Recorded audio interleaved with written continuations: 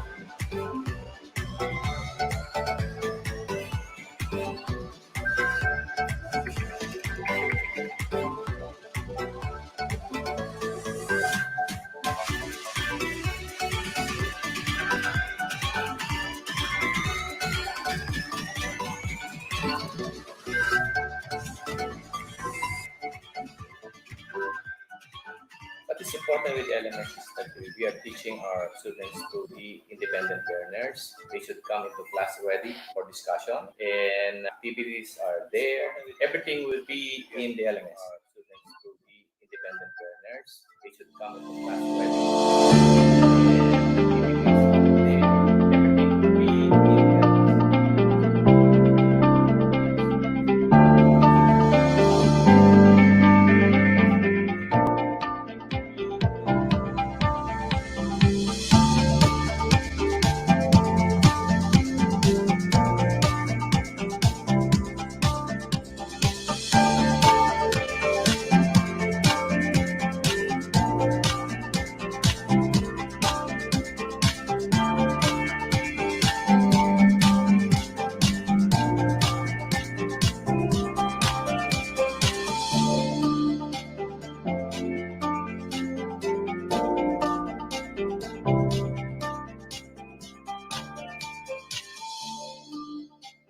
As an aspiring Marine officer ready to fare the sea, you should be ready for your long adventure.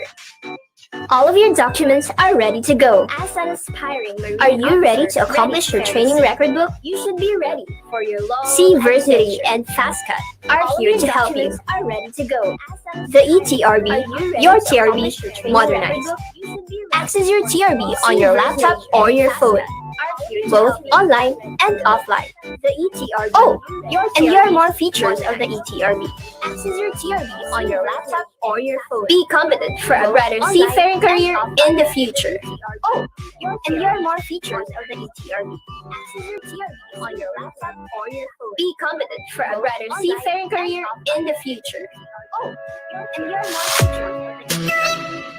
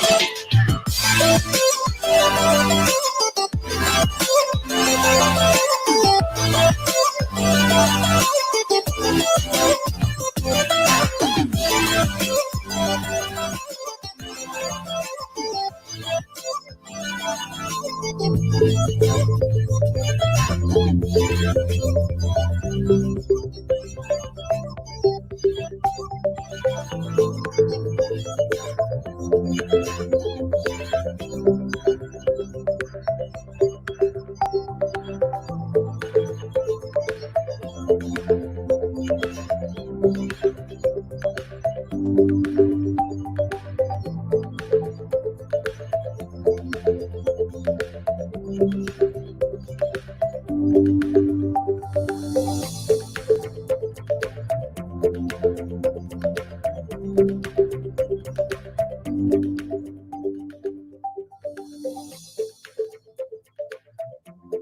I'm C, your virtual assistant today.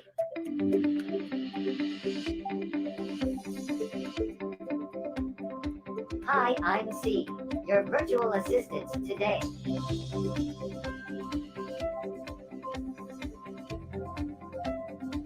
Hi, I'm C, your virtual assistant today.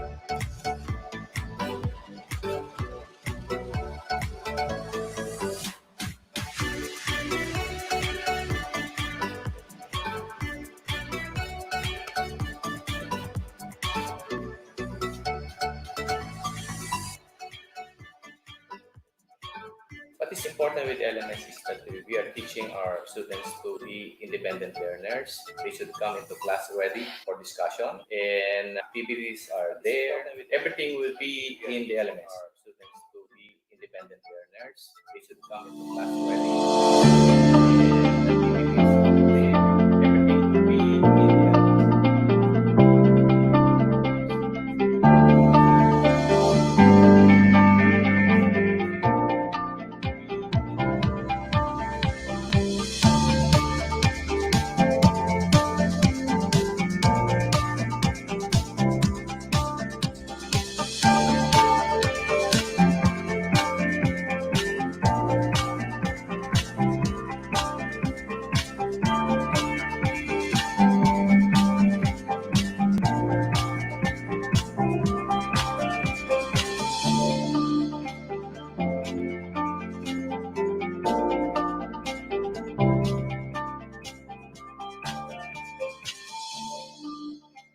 As an aspiring marine officer ready to fare the sea, you should be ready for your long adventure. All of your documents are ready to go. As an aspiring marine Are you ready to accomplish your training record book? You should be ready for your long Seaversity and FastCut are here to help you. Are ready to go. The ETRB, your TRB modernized. Access your TRB on your laptop or your phone, both online and offline. The ETRB. Oh, and here are more features of the ETRB. Access your TRB on your laptop or your phone. Be competent for a brighter seafaring career in the future. Oh, and here are more features of the ETRB. Access your TRB on your laptop or your phone. Be competent for a brighter seafaring career in the future. Oh, and here are more features of the ETRB. Be competent for a brighter seafaring career in the future.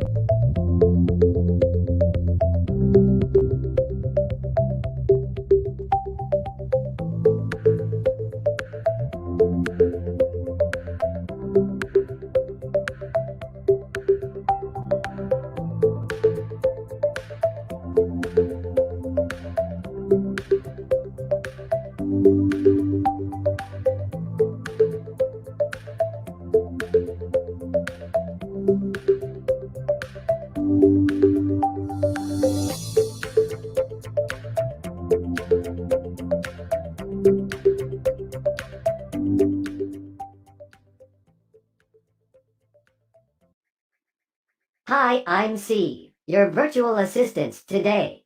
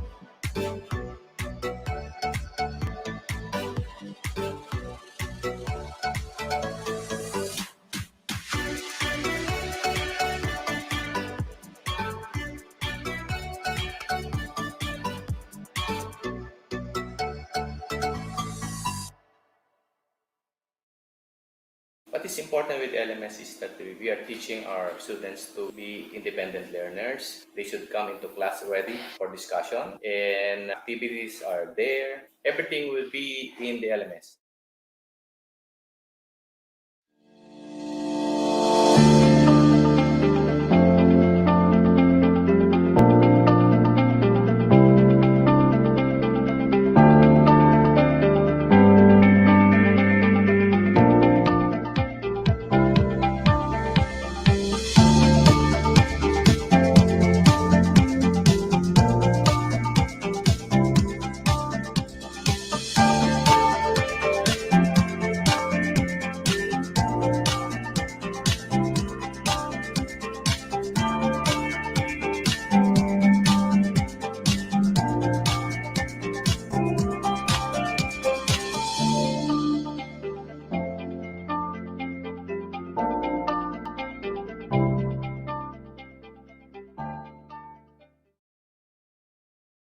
As an aspiring Marine officer ready to fare the sea, you should be ready for your long adventure. All of your documents are ready to go. Are you ready to accomplish your training record book? Seaversity and FastCat are here to help you. The eTRB, your TRB, modernized. Access your TRB on your laptop or your phone, both online and offline. Oh, and here are more features of the eTRB. Be competent for a brighter seafaring career in the future.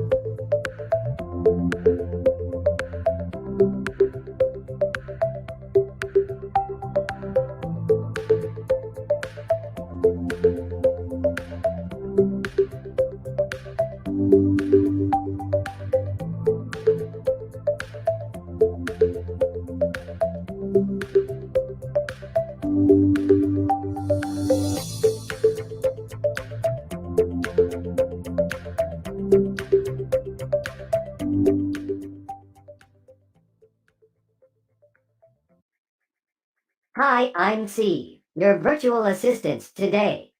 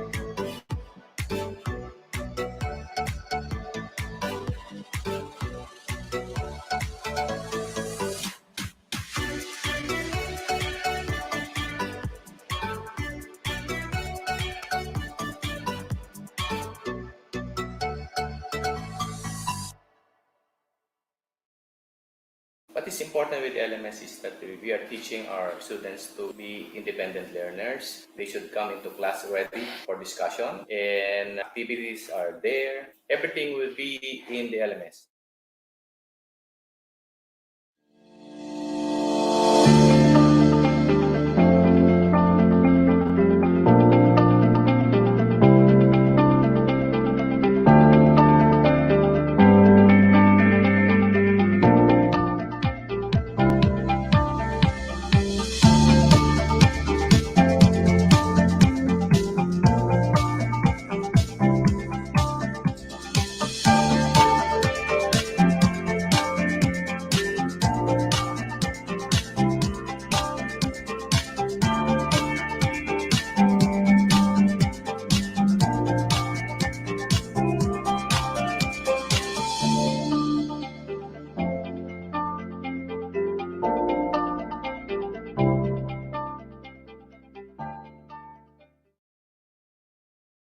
As an aspiring marine officer ready to fare the sea, you should be ready for your long adventure. All of your documents are ready to go.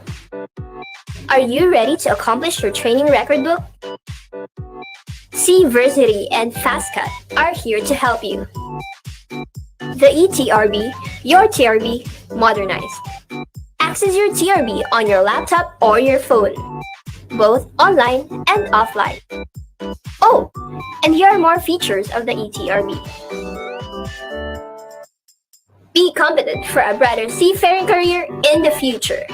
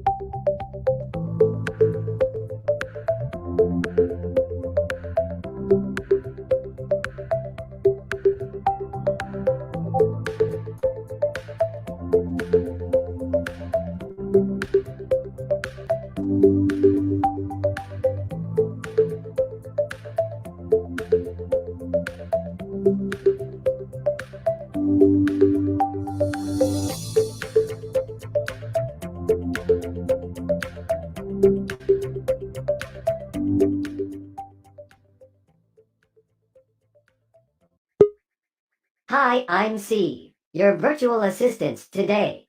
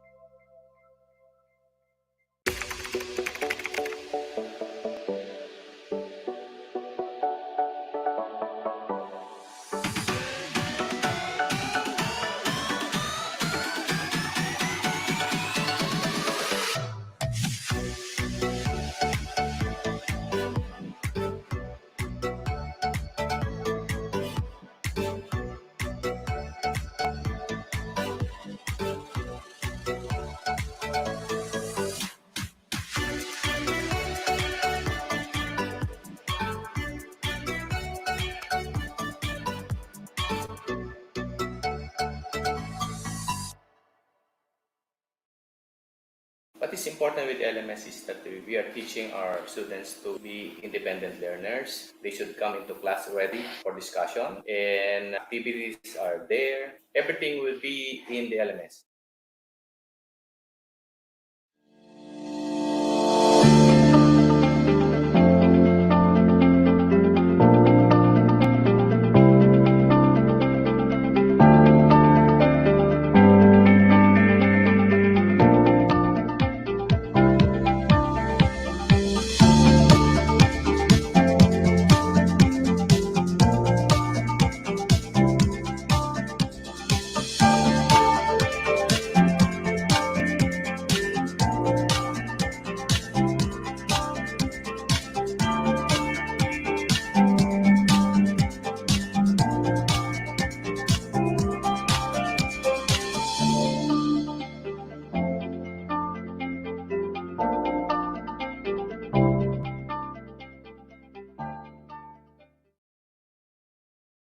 As an aspiring marine officer ready to fare the sea, you should be ready for your long adventure. All of your documents are ready to go. Are you ready to accomplish your training record book? Seaversity and FastCut are here to help you. The eTRB, your TRB, modernized. Access your TRB on your laptop or your phone, both online and offline. Oh, and here are more features of the eTRB. Be competent for a brighter seafaring career in the future.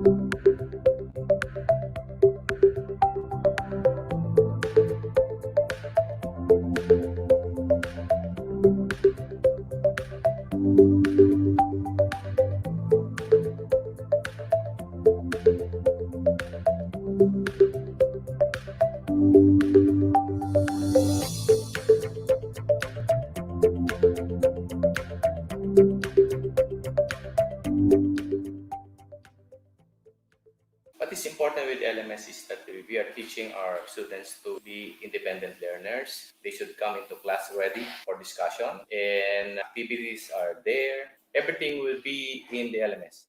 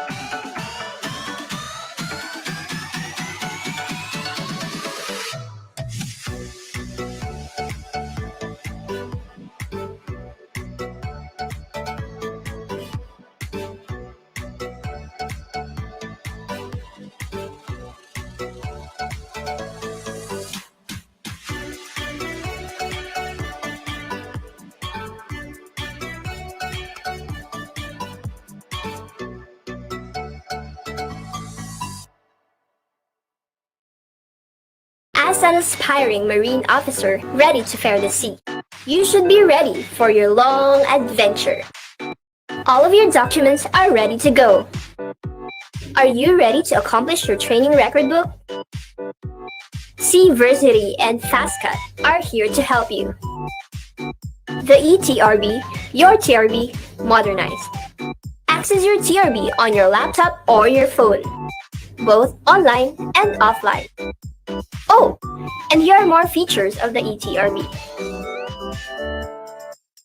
Be competent for a brighter seafaring career in the future.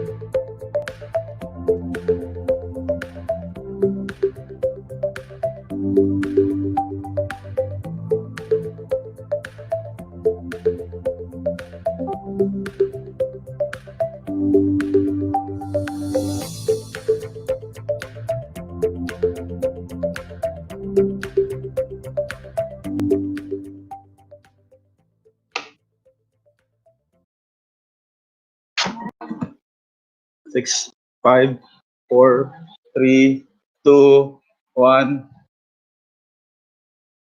Or live. Els, intro. Hi, good afternoon. Good afternoon, everyone. Welcome to Seaversity's first ever webinar. I am your host, Elsie Bukaw. COVID-19, a pandemic that took the globe by storm, leaving even the most powerful countries feel its impact. More than 1 million of people affected and thousands of patients have died. People are required to stay indoors, practice community quarantine and social distancing, making work and education stagnant. We have seen from previous health emergencies, the impact on education is likely to be the most devastating in countries with already low learning outcomes, high dropout rates, and low resilience to shock.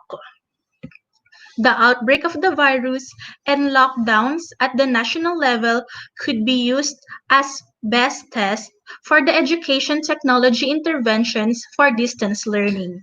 Unfortunately, few systems arrived at this point fully developed.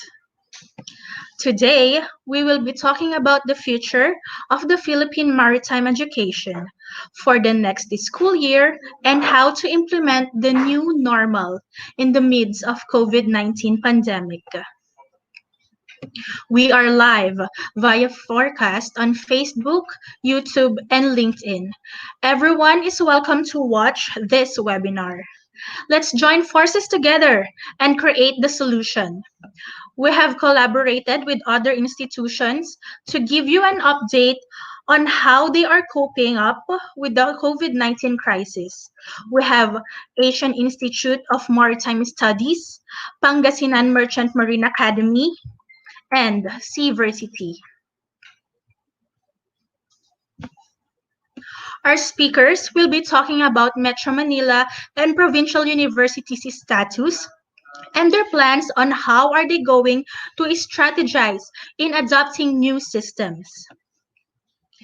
Everyone must become aware on the impact of this pandemic on our education system, and our goal is not to let this crisis hinder our learning. That is why our topics include: first, SHED COVID-19 advisories number 1 to 6, as well as innovative teaching learning aids for distance learning. Without further ado,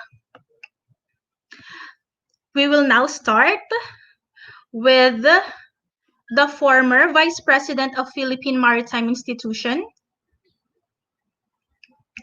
He is also the former Head Secretariat of TPME for SHED.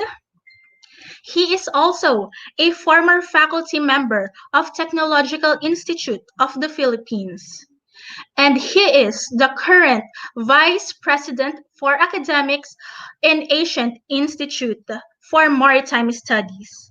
Everybody, let's welcome Dr. Felicito P. Dalaguete.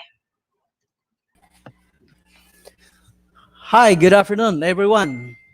I would like to congratulate Seaversity for this webinar for specific for maritime education and training. We believe that everyone uh, would like to share, and at this moment, AIMS experiences and being a member of the Philippine Association of Maritime Institutions in the Philippines. I would like to share also some of their experiences.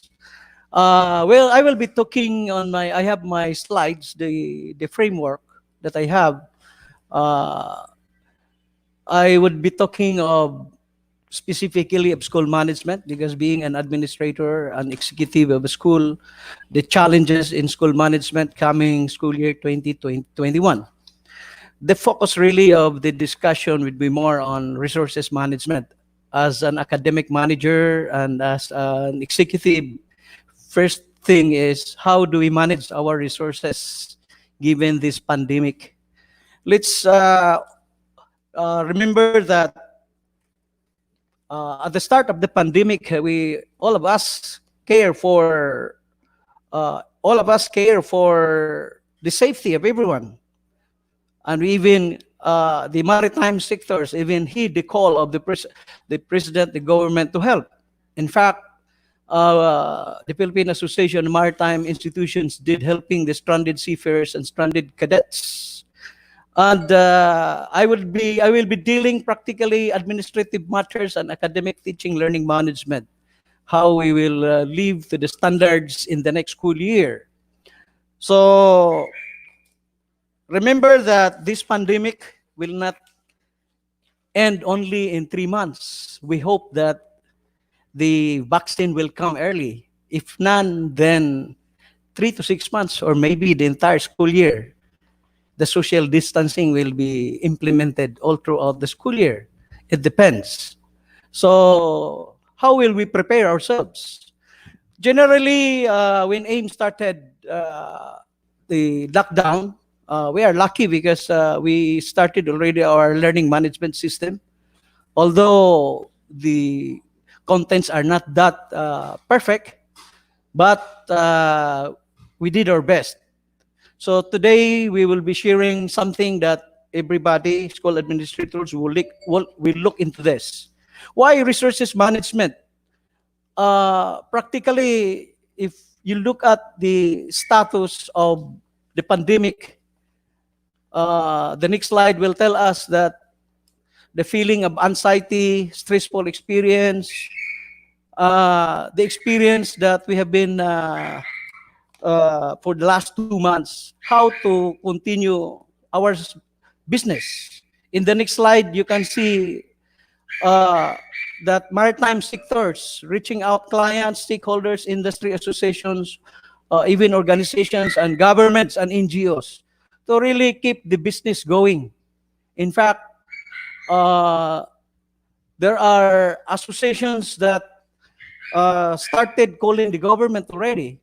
Shipping, mining, crewing, the Association of Education and Training, they are really tapping the government at this time because it seems that the industry, they feel that their efforts this time has not been taken seriously by the government. So the associations are trying their best to get in touch with the government.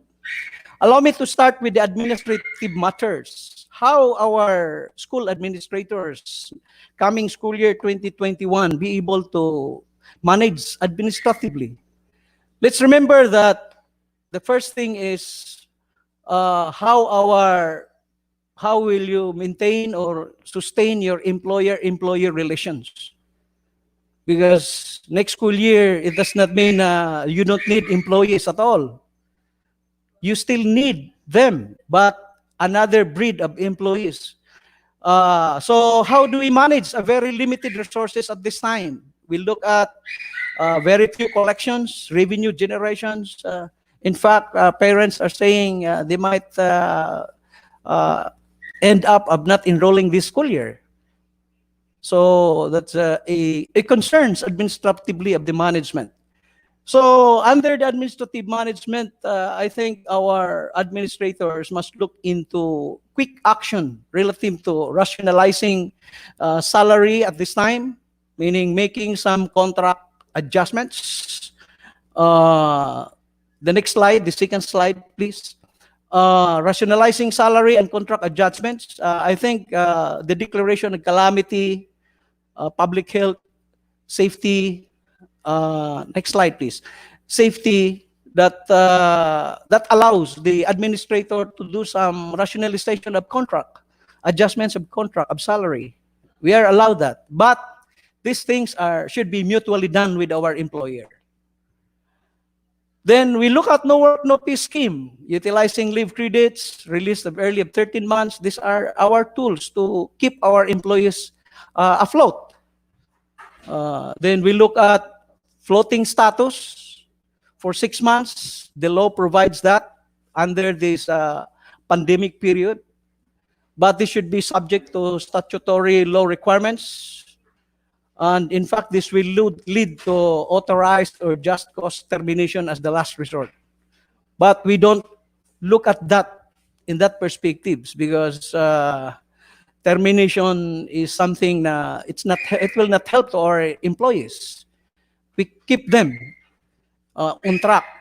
But this should be done mutually again with the employee, floating status for 6 months. And maybe after the lockout, when they will come back to office, then we can discuss with our employee these things.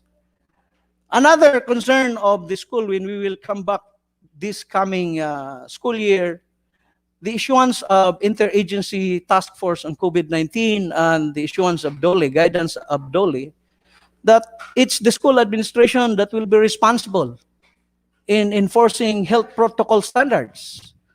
And we enforce health protocol standards as per DOLE advisory. It means expense on the part. In fact, the advisory provides also na in case of there are employees inflicted, then the management should look into it. In other words, the government is trying slow down, shifting the burden of support to the school administration, and it means money as well. So we have to look at that to balance our fund requirements when we open the next school year.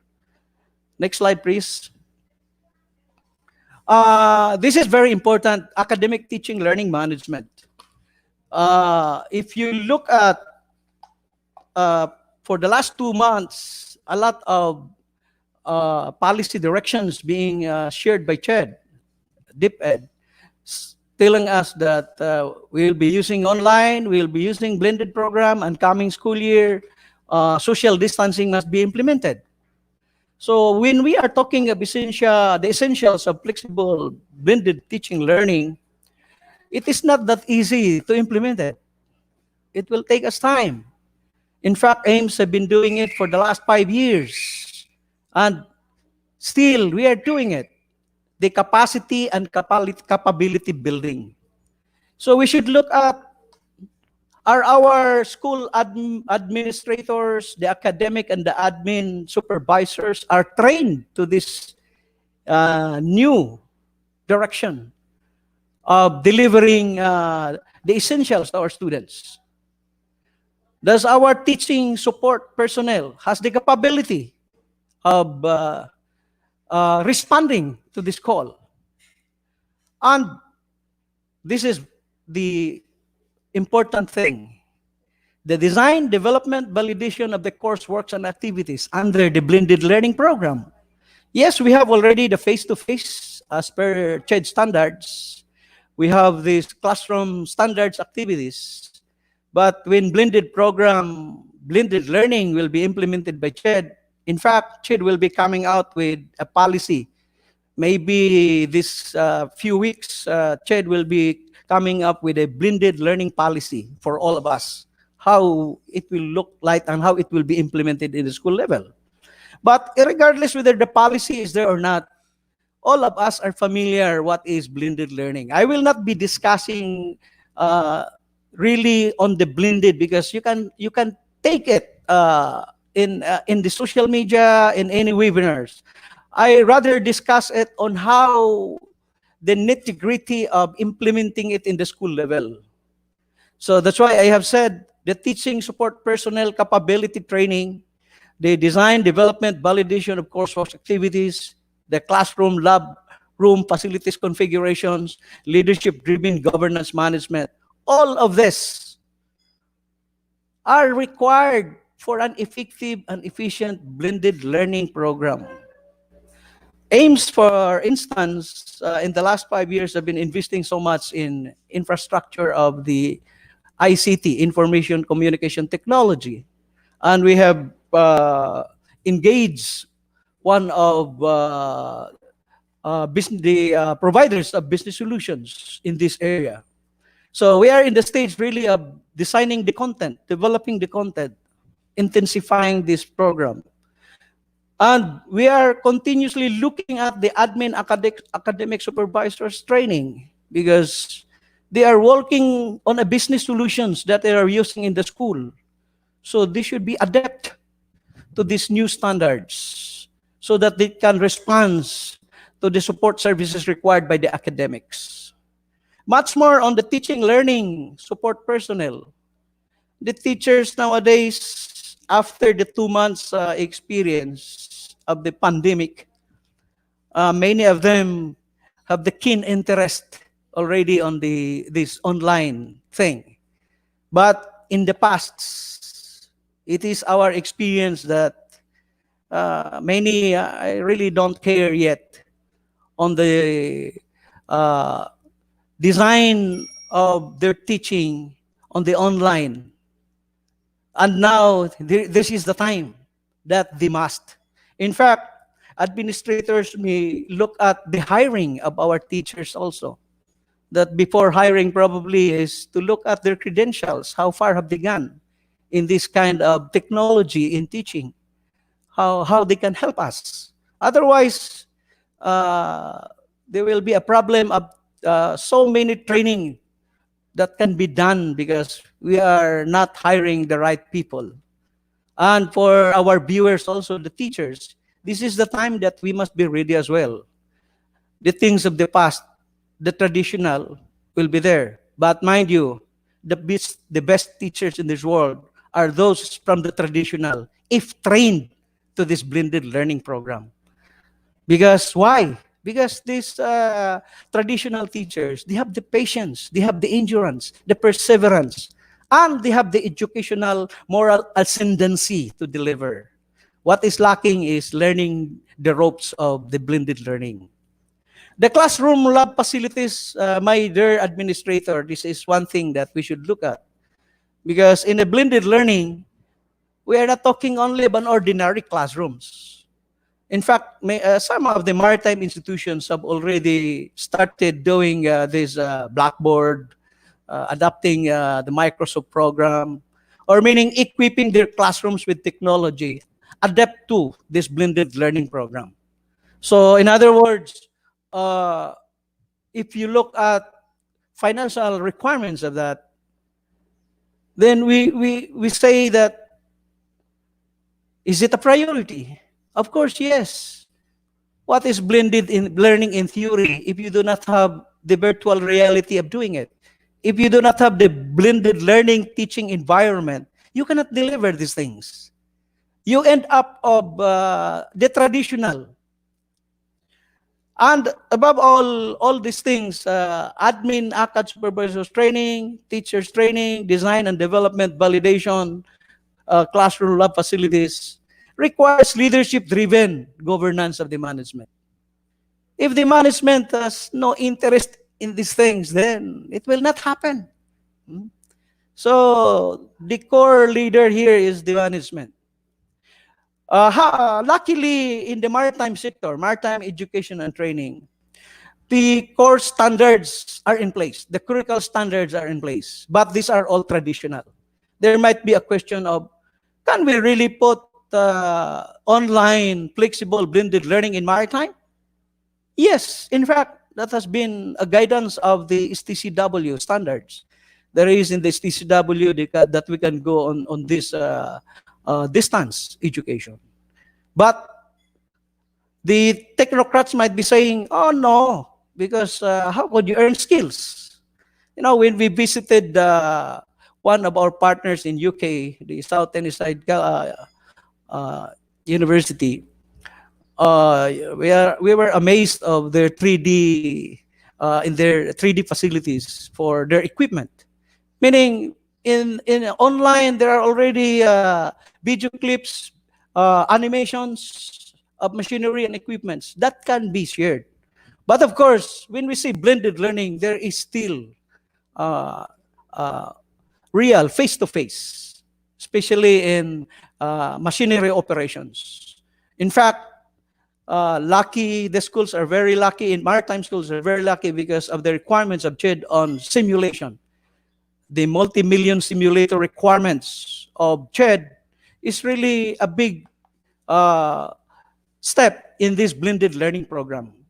So all this, if combined, managed well, we can really deliver what the CHED is asking us for a blended learning program. In fact, you look at social media. Why is it in developed countries they are not much talking of blended learning? Why only in the Philippines we are so very keen of having so many webinars about this? Because many of the developed schools also in other countries have developed already blended learning in their system.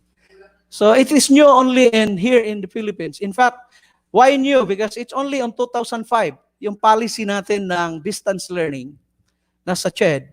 Hanggang ngayon, hindi pa na-amend yan. Probably, the government in the next few weeks will come up the policy amending this 2005 distance education standards. And all of us, maritime schools, higher education institutions, will of course follow the regulatory framework of this blended learning. But we don't wait from them also to have the policy. We are only talking of policies and standards. What is important is how are we working in our educational institutions at this level. I would like to have a closing statement. I would like to answer more on the question and answer. I look at maritime industry in a bigger perspectives, where maritime education is a part. The failure of the industry. This pandemic creates difficulty in the maritime industry administration of our key programs and services because of the lockdown, restricted controlled mobility. In particular, this controlled mobility for almost 2 months may be extended 3 to 5 months, or maybe the entire school year. We do not know how this pandemic will go through. However, there are opportunities as well. There are a lot of opportunities. But in the Philippines, as an archipelagic nation in which the maritime industry sectors contributed much in our economy, it seems that actions are not pulled. Kaya I'm reiterating, there is already a tripartite management team in the maritime industry. Maybe we have to activate this crisis management team of the maritime industry. The government, the industry, and the academy should be given attention before realizing that our present disadvantaged positioning, disadvantage in the sense that difficulty to deploy seafarers, difficulty to train seafarers, we are all in control and we are on in this condition. Then we are in the bad projections of our seafaring industry. In fact, if you are reading newspapers, they are saying that they are looking replacements of Filipino seafarers because we cannot deploy. We look at these perspectives that gone are the days that Philippines is the manning capital of the world, number one suppliers of seafarers, the fourth in the shipyard business. Maybe we should look at this and push the government for a crisis management in the maritime industry. This will not last for 2 months. The recession in the industry, not only in maritime, it's the worldwide recession will be there. God bless our maritime industry. God bless the Philippines. Thank you very much. Thank you so much, Mr. Dr. Dalaguete. We have gathered a few questions from our audience. Yes, please. One is, how do you plan on training the traditional educators adapt blended learning? And how do you think they are going to implement it as soon as possible, as effectively as possible? First, as school administrators, you should have an environmental scanning of our pool of human resources. Do we have capable academics and admin supervisors to manage this thing? If we do not have, then we have to train supervisors first. That's the first layer. Because how can they manage a blended system like this of the faculty members if they do not have the competence? So that's the first layer of training. The second layer of training is we look at the faculty members. Then train them. But it's not the faculty members, because in a blended learning program, you are talking about systems. There is a backbone ICT infrastructure in the school, and there is a cloud source of this blended learning. When you mix this, and in the real sense of blended learning, you have to teach the faculty members with the support personnel able to support the technology. Technology in the classroom, technology work at home of the students for the online or any access or any assignments, then that should be designed. And in the process of designing it, you can have your faculty members. But experience, you cannot rely too much on your faculty members. Yeah. So another strategy would be looking at experts to engage. In fact, there are already providers of online blended learning modules. The only thing that you will do it is calibrate it with your standards. But the platform is there. The framework is there. Just simply calibrate it to the standards. Because all of Yes. us are working with CHID standards. Yes, So sir. once we have trained this, training will not end just once. It is a year-round training because the complete feature of training, whether your blended learning design development is effective, you end up with evaluation. So you have to evaluate it in a year-round implementation, then follow through for the next school year and enrich it. That's the entire development process. And it's a big thing. It means money as well. Thank you. Yes, sir.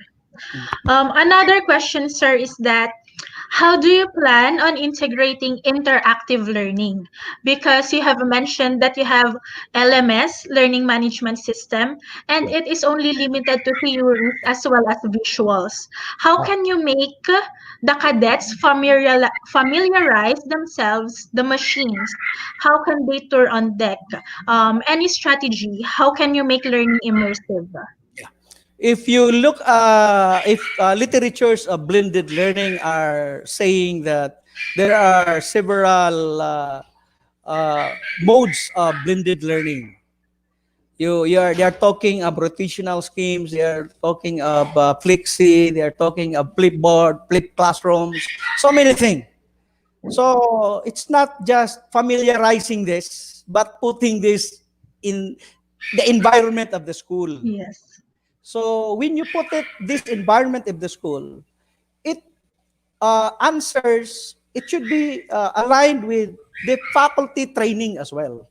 You might be training faculty members ahead, but they do not have this technology in the classroom. I So how can agree. you make the classroom interactive? So AIMS, for example, nasa stage kami ng mga video clips pa lang.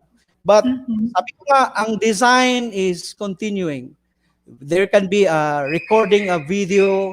There can be uh, crafting of video clips of machinery, animations of machinery.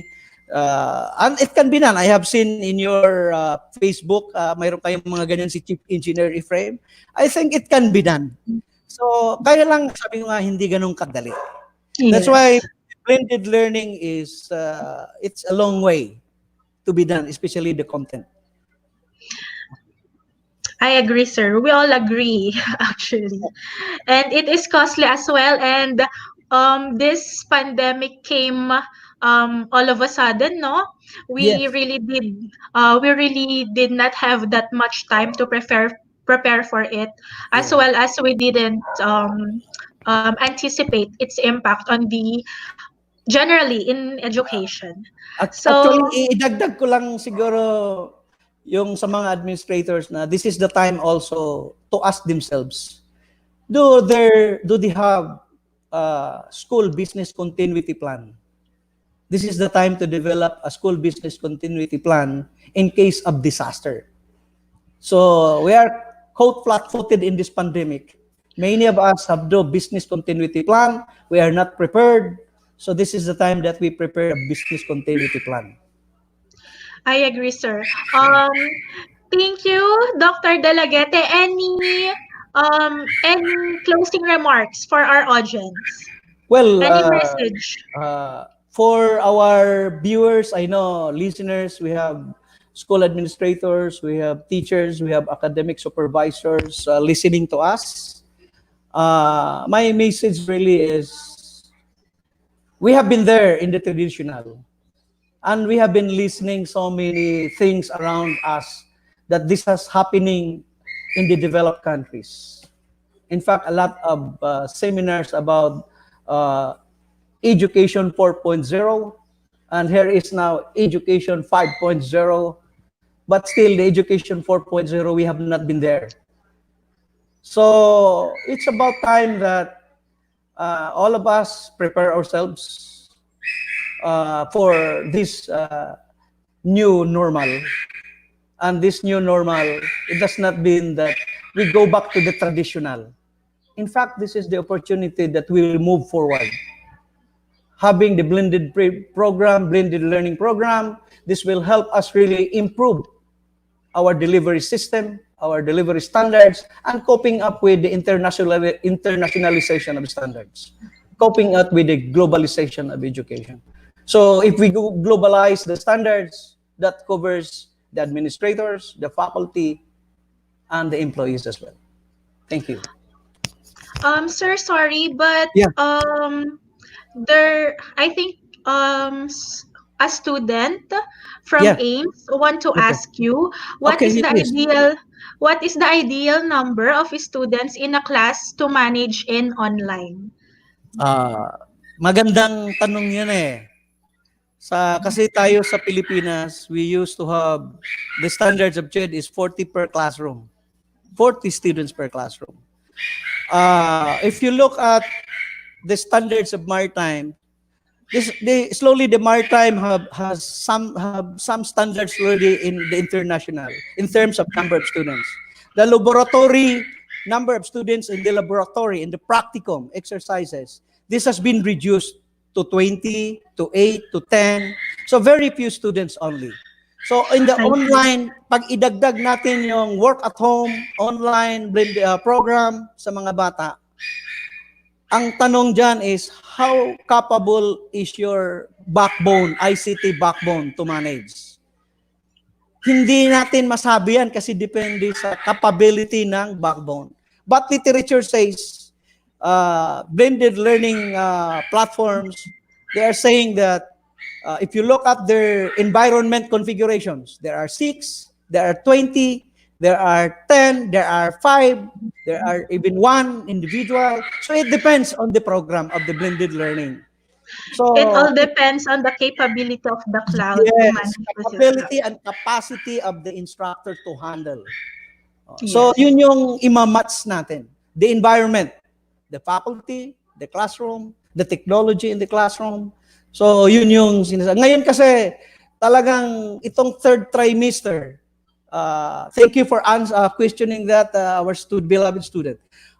Itong third trimester, halos lahat na schools, they are coping up to just to finish the third trimester.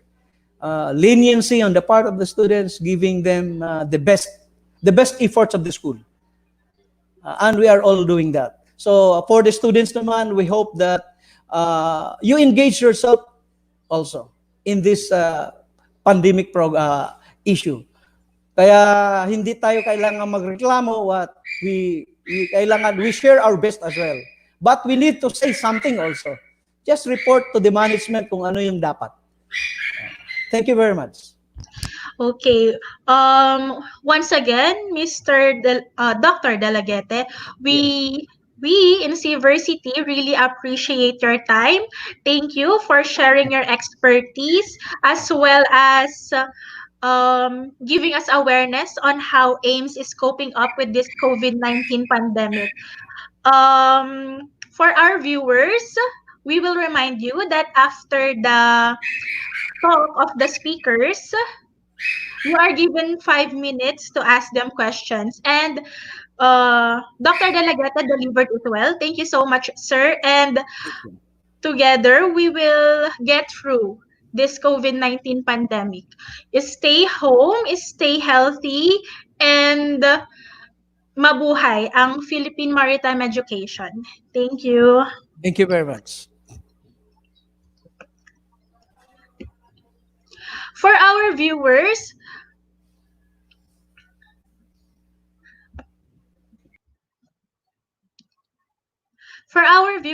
we would like to encourage everyone to comment if you have any questions to our speakers. We would also like to thank our sponsor, Craftworks Manila, You can follow them on Instagram or Facebook. Again, our sponsor, Craftworks Manila.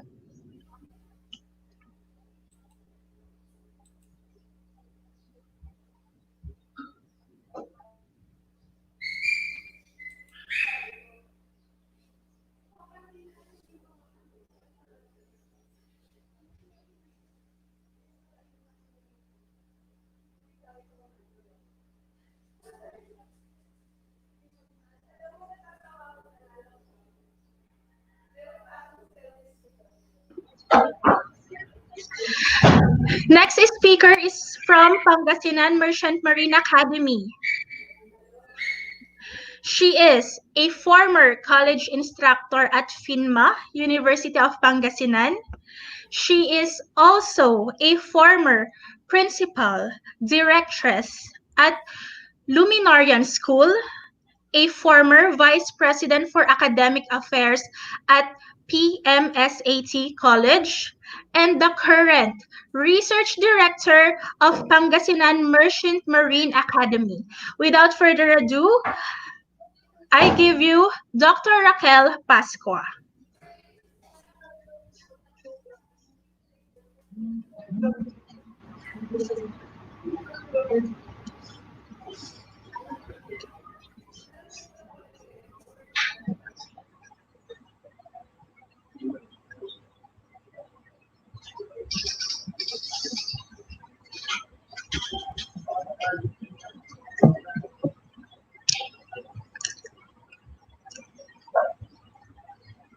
Checking the attendance of students from Pangasinan Merchant Marine Academy. Mag-ingay lang sa comment section.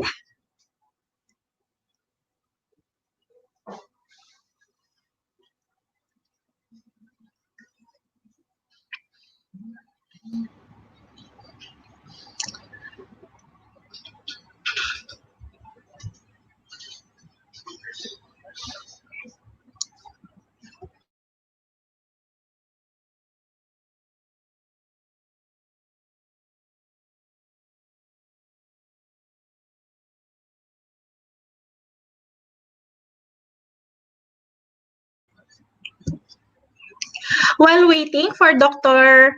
Raquel Pascua, let's have an icebreaker. Guys, are you familiar with the Brain Wars? Brain Wars, Battle of the Snappy Seafarers. Seaversity is sponsoring this contest, and 16 schools are going to have the face-off in the tournament. The prize of this will be a customized augmented reality application. By means of customized, it means that your school logo will be incorporated. The themes that you want will be incorporated as well. If you are not familiar with augmented reality, it will help the students have an immersive experience while learning. It's like making your books come to life. It's not just additional book or module na just when you read it, that's it. Just looking at the picture and that's it. By means of augmented reality, you are able to look at the parts of the machines one by one. You can disassemble them and assemble them again, as well as the mechanisms and principles on how they work. So guys, augmented reality is very interactive and very immersive. It can enhance your familiarization in certain machines. It will give you an extraordinary experience. So join Battle of the Brain Wars, Battle of the Snappy Seafarers now.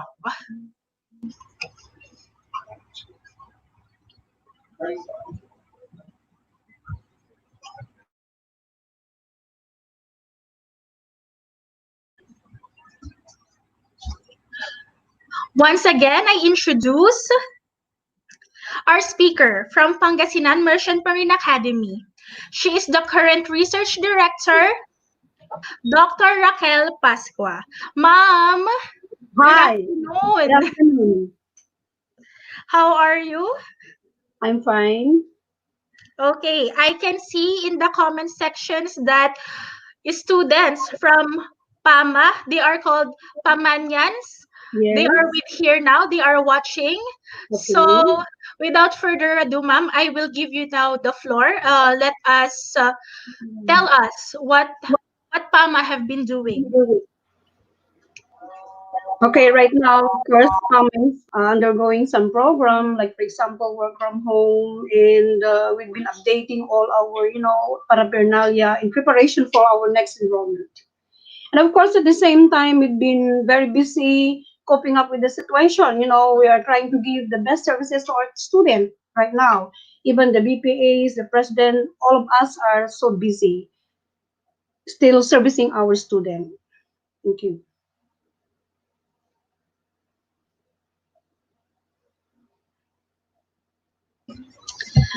We understand, ma'am, that you're very busy, especially now that I Yes. think it is the season where instructors are tasked to complete the grades of their students. Actually, start from the day one when there is the so-called ECQ, we were actually communicating to our BPAs through our group chat. I see, ma'am. So I hope that everything is going smoothly. Yeah. Everything will be fine, and let's Yes. let's proceed. Let's proceed with our Okay. with your presentation. Okay. Thank you. Hi, I'm Raquel Pascua from Pangasinan Merchant Marine Academy. In fact, I was tasked to discuss and share with you simple thoughts about the provincial universities, colleges, plan status amidst global pandemic. Of course, to start with, I have five specific topics to be discussed, and I hope we can also give, uh, with this sharing, we can be able to at least enlighten the educators, the students, and of course, who are present around with us. So, without further ado, may I just ask our crew to please start with the slide, the first one.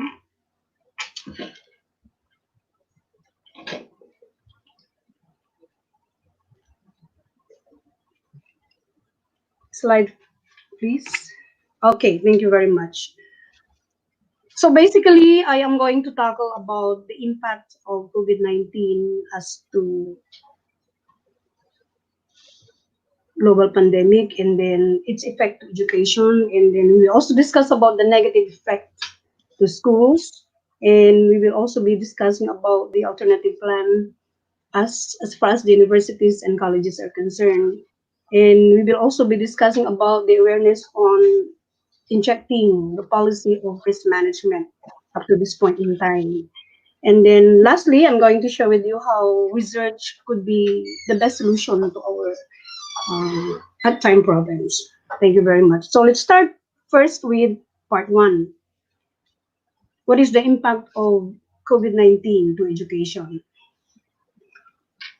Slide please. Okay, so along this part, we're going to study about the impact of COVID-19 to education as far as the educational system is concerned, the learners, and also the countries, especially the universities and colleges in the provinces. In fact, if we would notice the long suspension of classes, the long suspension of classes could adversely affect the condition of the students, especially the learners. I mean, the school composed of two different forces. We have the learners and the teachers. In fact, it's not only the learners who are affected. Basically, we teachers, you know, at this point in time, we're very lucky because the school still provide us our salaries in spite of the shutdown operation of our school. And to the educational system, when the learners experience this kind of situation, long suspension of classes, of course, the school could no longer deliver the kind or the quality of education.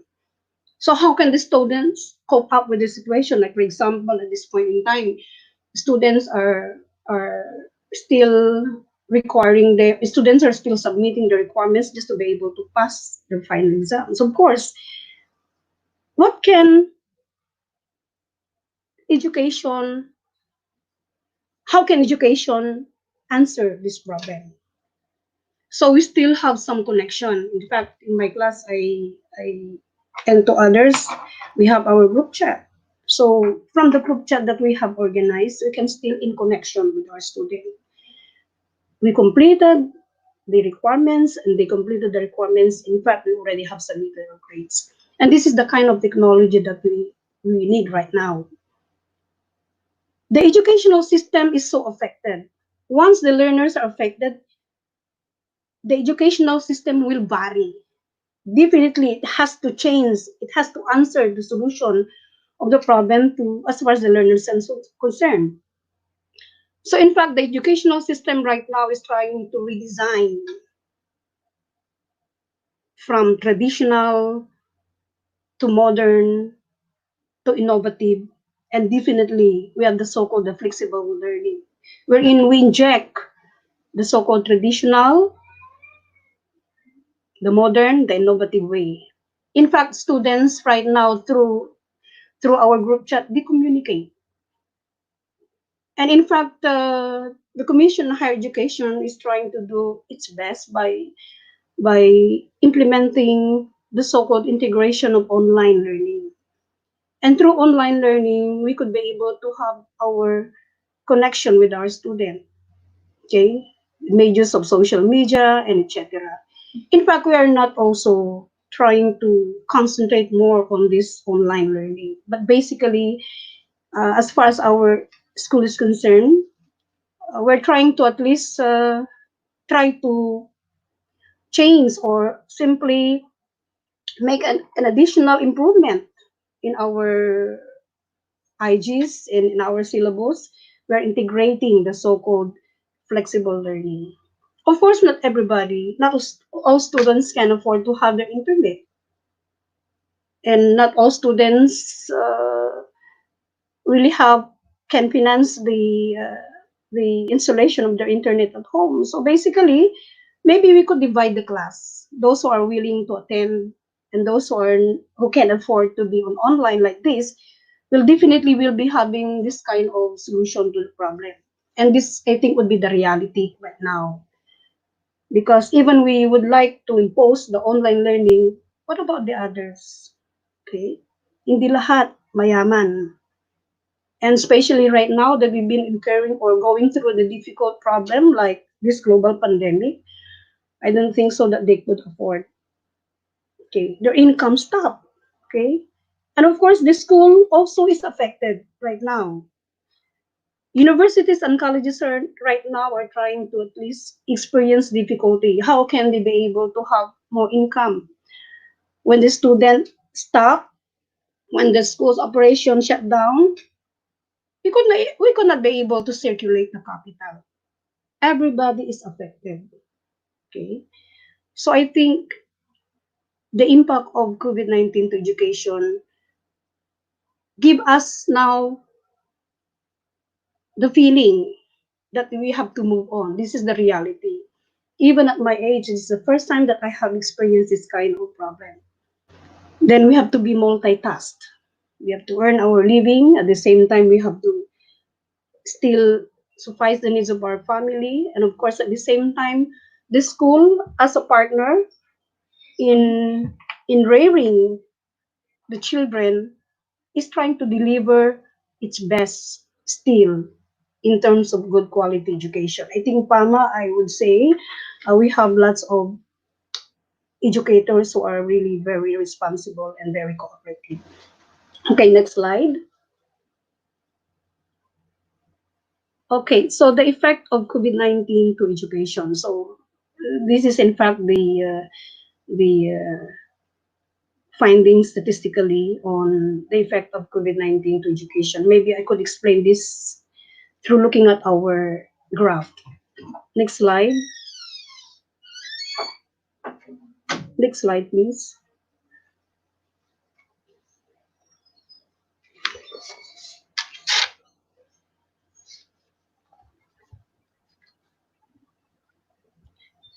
Okay, negative effect to schools. Of course, as I have said again, the negative effect of COVID-19 to schools, of course, learning will be affected. And disability of services, how can the school deliver still the services to our students? When the school shut down, then learning is affected. And basically,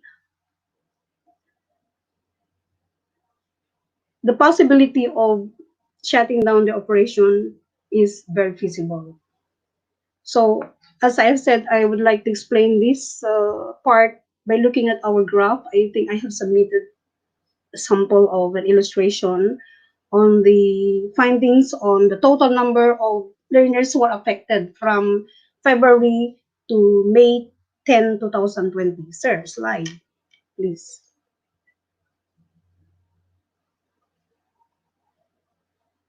Yeah, okay. So we have noticed the global monitoring schools closures caused by COVID-19. And of course, these are comprising 177 countries. And from the next graph that I'm going to show with you is about the actual number of learners who were affected, and how many countries are comprising this in effect, and how many total learners actually we have right now. Okay, so presenting our graph from the vertical axis, which is representing the y-axis, is the total number of learners. Okay, and to the horizontal axis, for the x-axis, represent our dates. The dates from February to May 10, 2020. As we can see in our graph,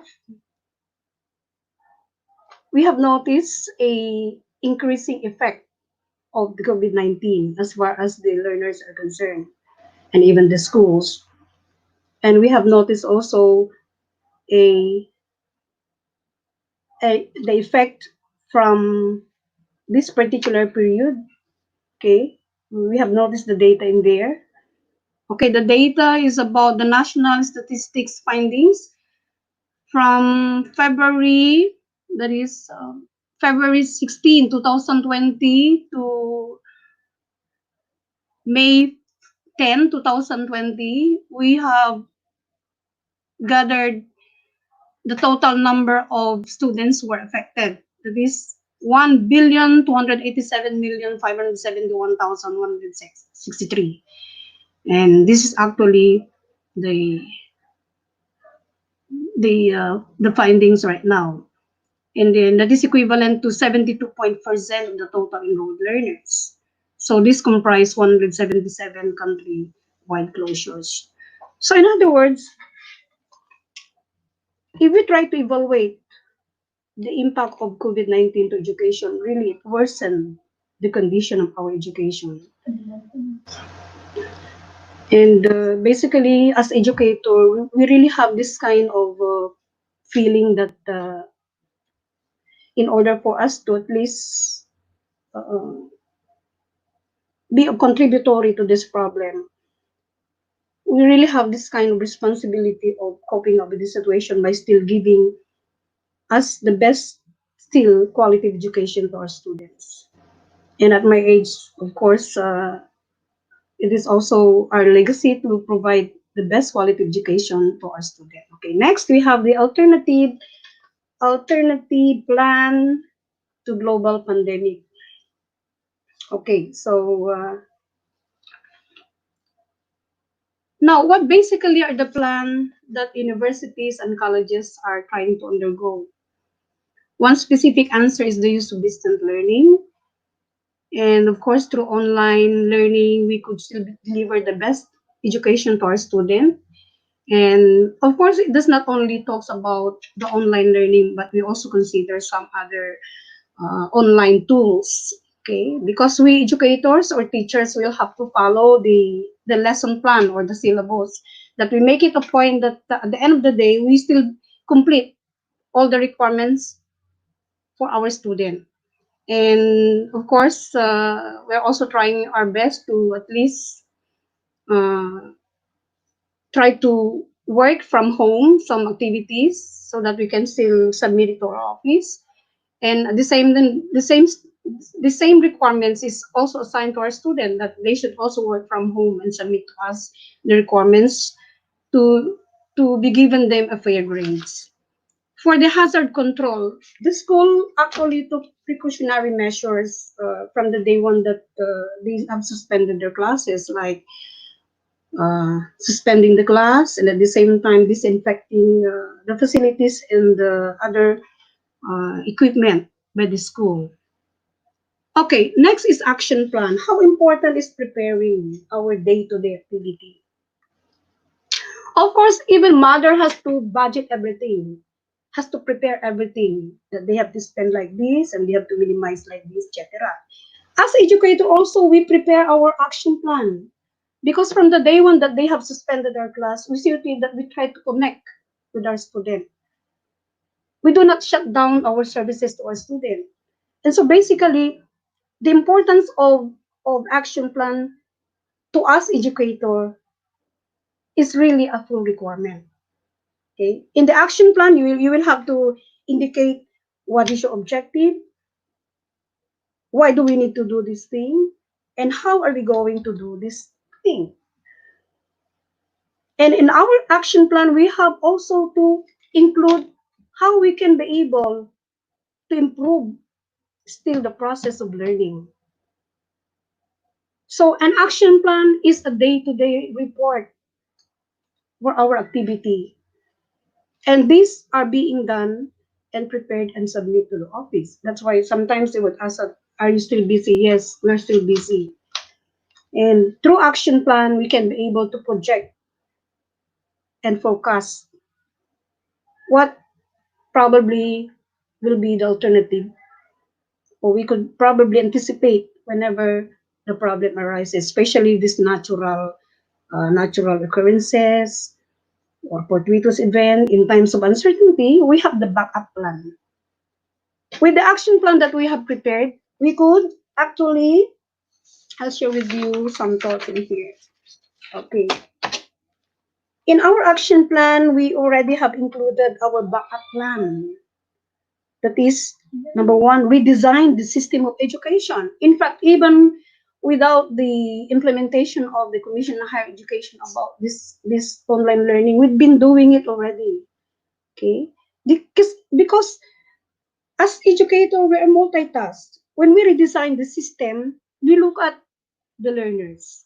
What kind of method are we going to adopt? Not all learners are belonging to the cream of the class. And so basically, we have to have the so-called flexible learning.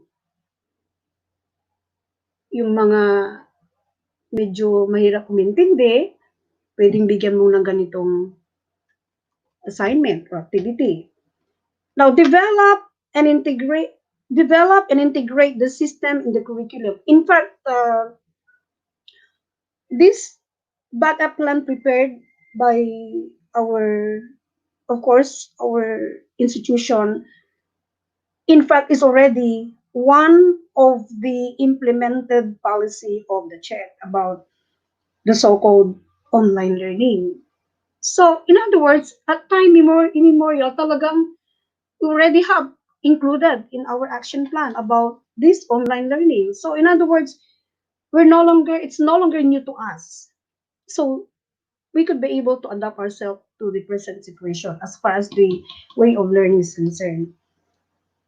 And so, therefore, what we're trying to have right now in our IGs, we are integrating already the online learning.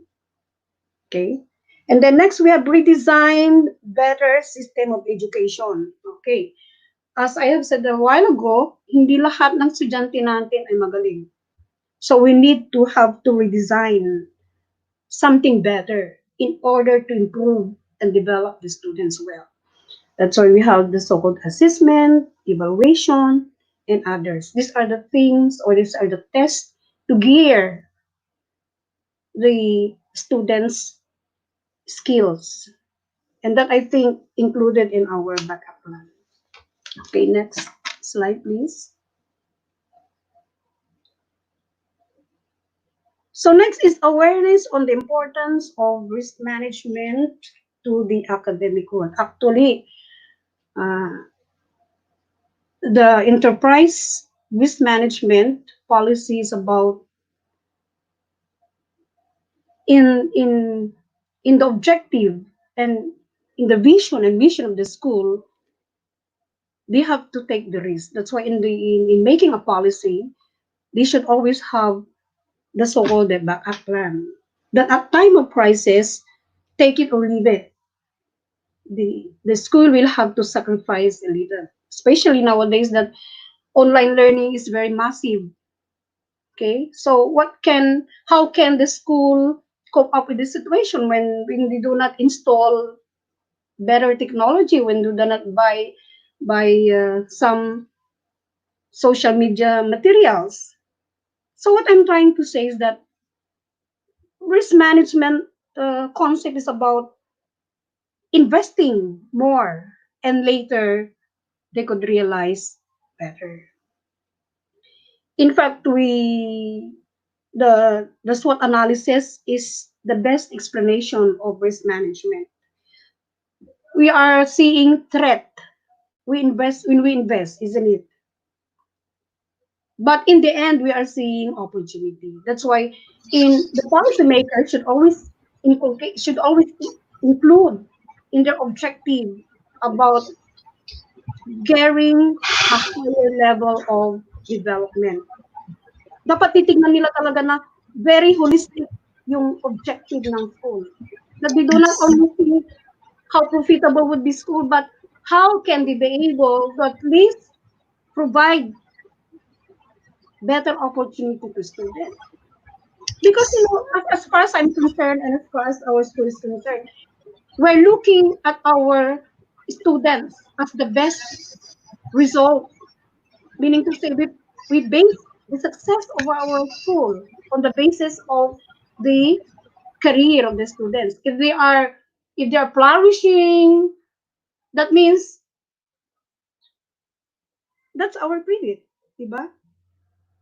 And so therefore, what I'm trying to emphasize in here is that the school must be very objective. When the school would like to have good output, when the school would like to have best quality students as they get out from our university, they have to finance. They have to be very careful about looking into the needs of the students, especially the online learning right now. Okay.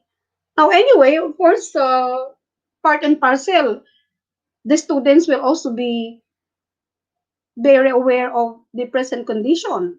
If it's required for them to integrate a little percentage on the fees for the internet, why not? Okay, but I think that could also be a threat to parents. In other words, the principle of this SWOT analysis about the strength, okay, and the weakness. Ang weakness kasi ng estudyante pag magbabayad ng tuition fee, tinitingnan nila yan. Pero I always keep on telling them, tingnan nyo yung impact. Tingnan nyo kung paano nyo nakukuha yung worth ng tuition fee ninyo. So we provide quality education.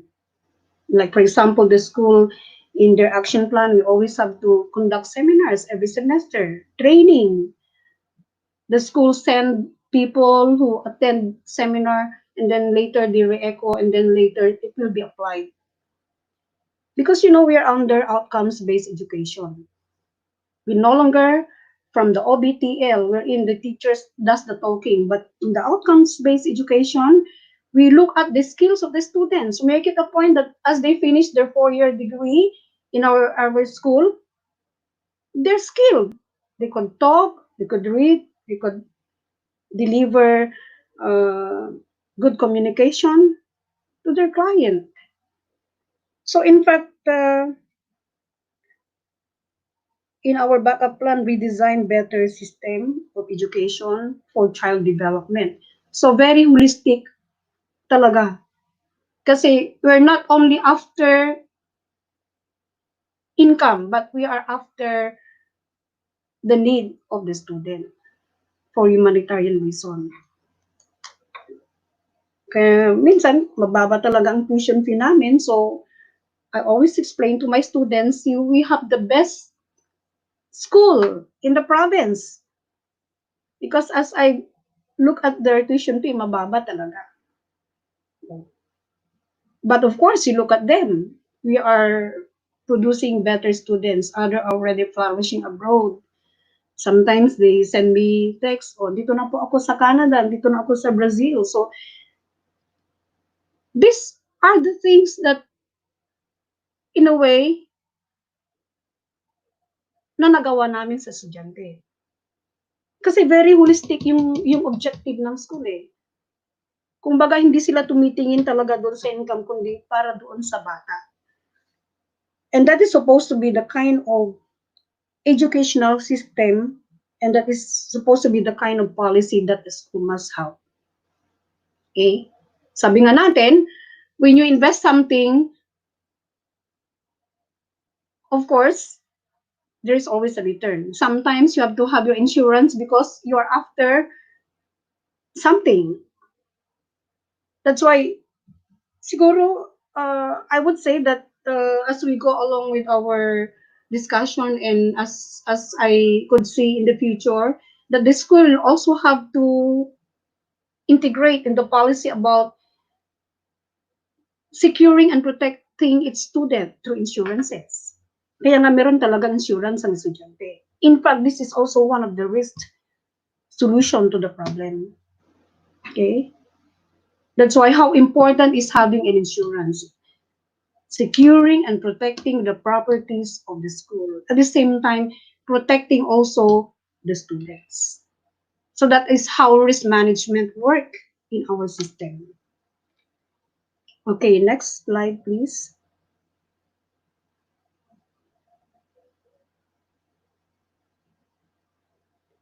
So lastly, we have research. Okay, ito yung pinakamandagandang part.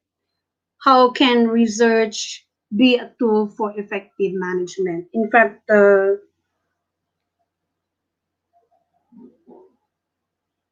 through research, we can be able to improve. We can be able to develop new things.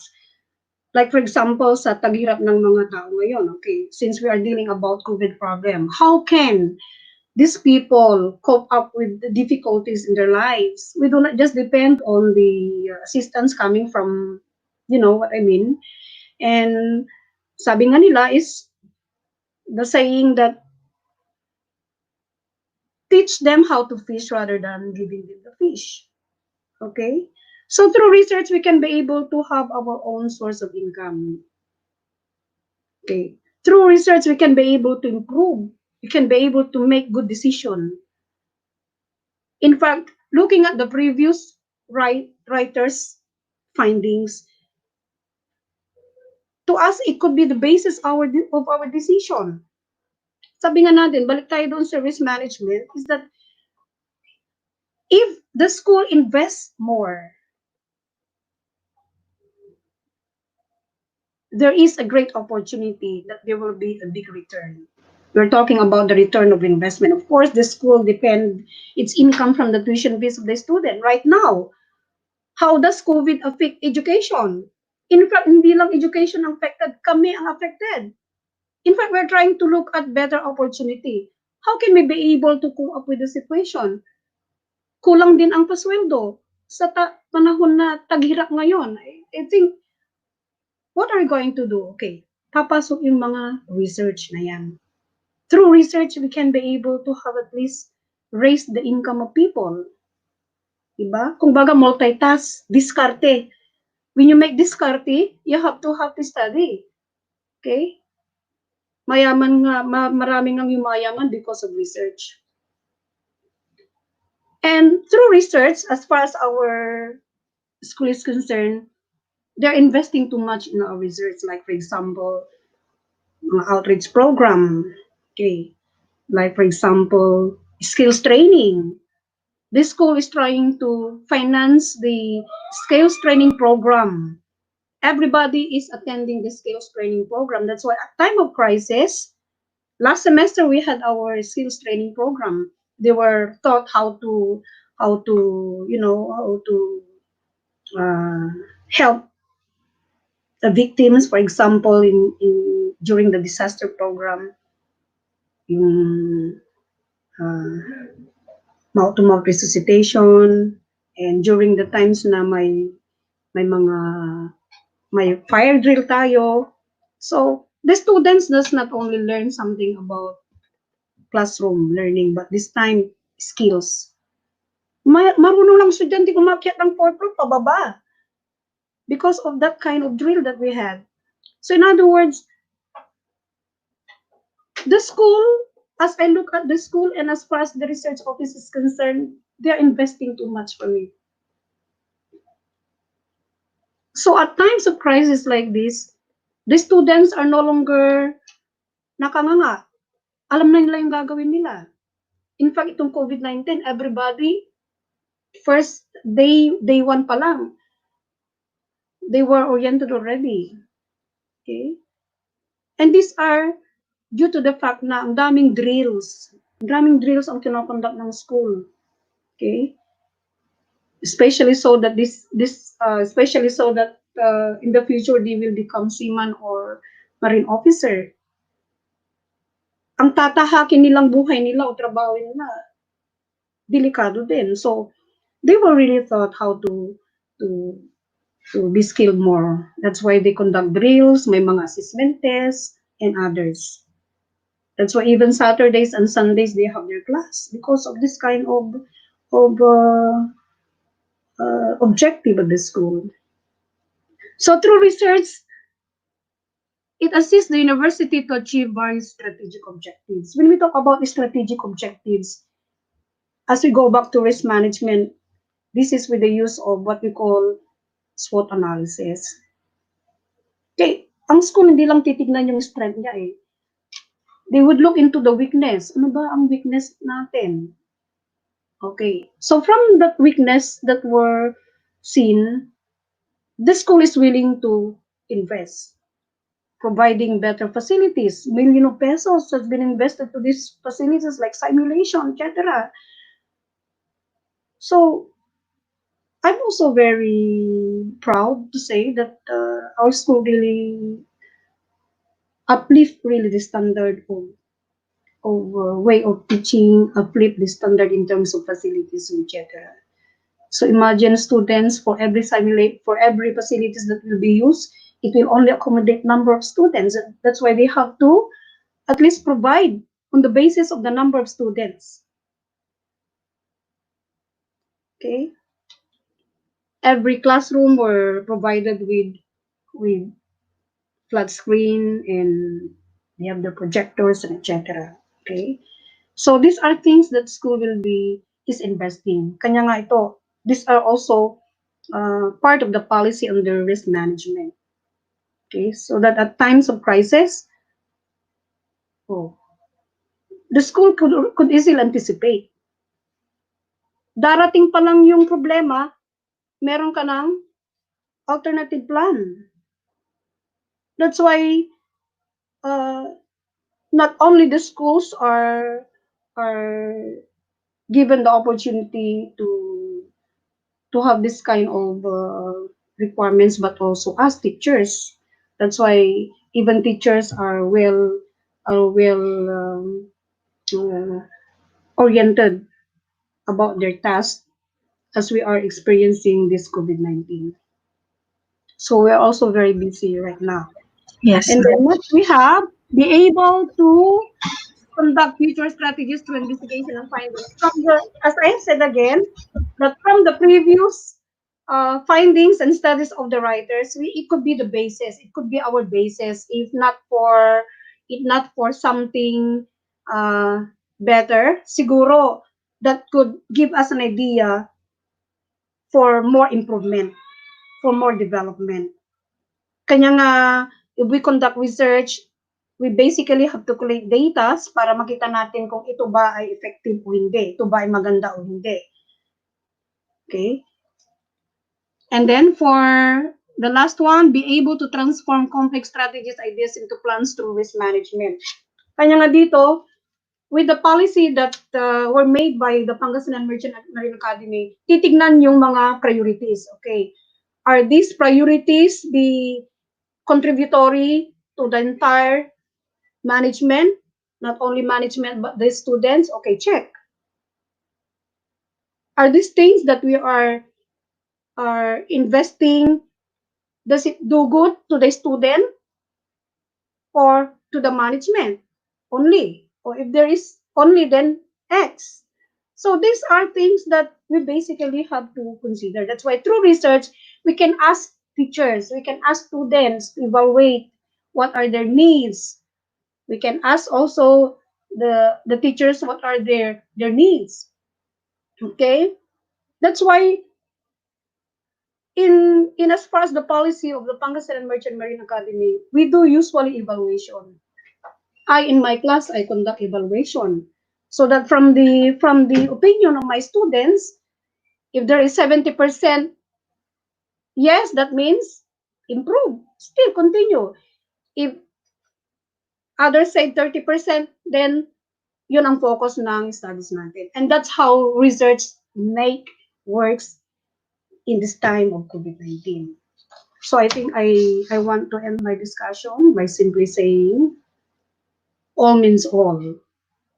Ibig sabihin, kung ano yung na-incur natin na problema, we're always part of it. So I think that is all for today. Stay safe and thank you very much. Thank you so much, Ma'am Raquel. Ma'am Raquel, just one question from our audience. Yes.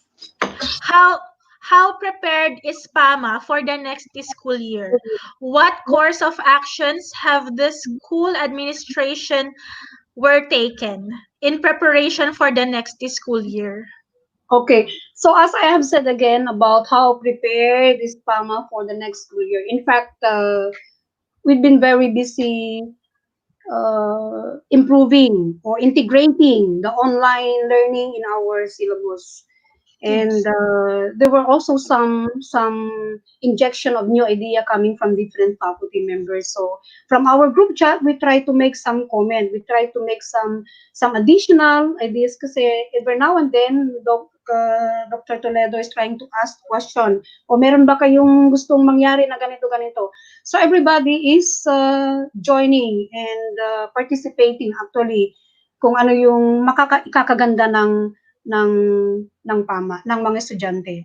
And the follow-up question is about how prepared is PAMA for the next school year? I think as far as I'm concerned, kasi basically nasa research naman ako, ready na ang PAMA. Of course, and with all support of all the faculty members, with all support of staff, and different organization, we can be able to combat this kind of occurring problems in our country. Okay. Thank you so much, Ma'am Raquel. Yes. Thank you very much to ma'am. Thank you so much, Ma'am Raquel. We know from Seaversity that you are a very busy woman, and we wish that together we are able to integrate a new functional system in adapting the new normal that is coming ahead of us with respect to COVID-19 pandemic. Again, thank you so much, Ma'am Raquel, and God bless you. God bless PAMA. Okay, thank you very much. Sa mga questions po regarding technological advancements, just like how will be the familiarization, how is the practicum, paano yung mga walang Wi-Fi, I think the best speaker to answer for that is Seaversity, our next speaker, Chief Engineer Dela Cerna. And let me just point out yung mga nagsasabi ng mga impossible things. Can you read what Elon Musk said? The first step is to establish that something is possible, and then probability will occur. So, nothing is impossible, mga ma'am and sir. We are continuously developing possible ways on how to improve our maritime education system in the Philippines. So let's be all open-minded, let us all be positive, and let us enlighten everyone kung ano yung mga course of action na pinaghahandaan ng mga maritime institutions, maritime schools, and other stakeholders para sa future natin. Again, we would like to thank Craftworks Manila for sponsoring our webinar session for this afternoon. And since we have selected some of the viewers' comments, I would like to congratulate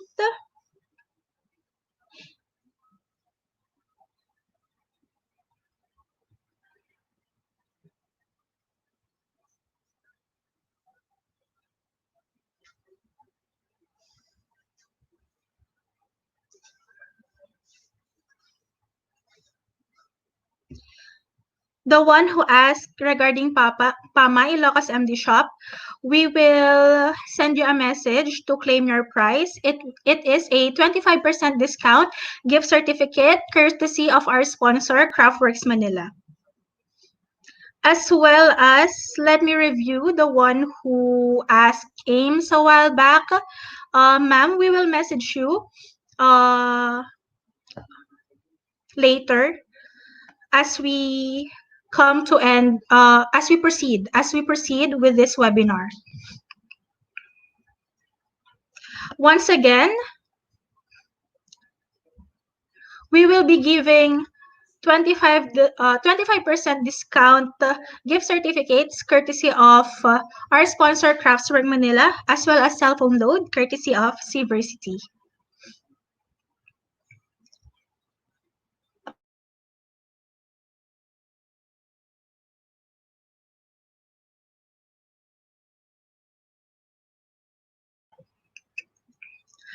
Last but not least,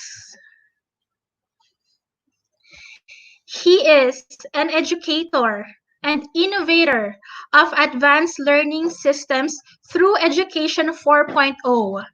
He is a former seafarer with 10-year onboard experience. Ladies and gentlemen, he is the CEO of Seaversity, Chief Engineer Ephrem Dela Cerna Jr. Good afternoon, sir.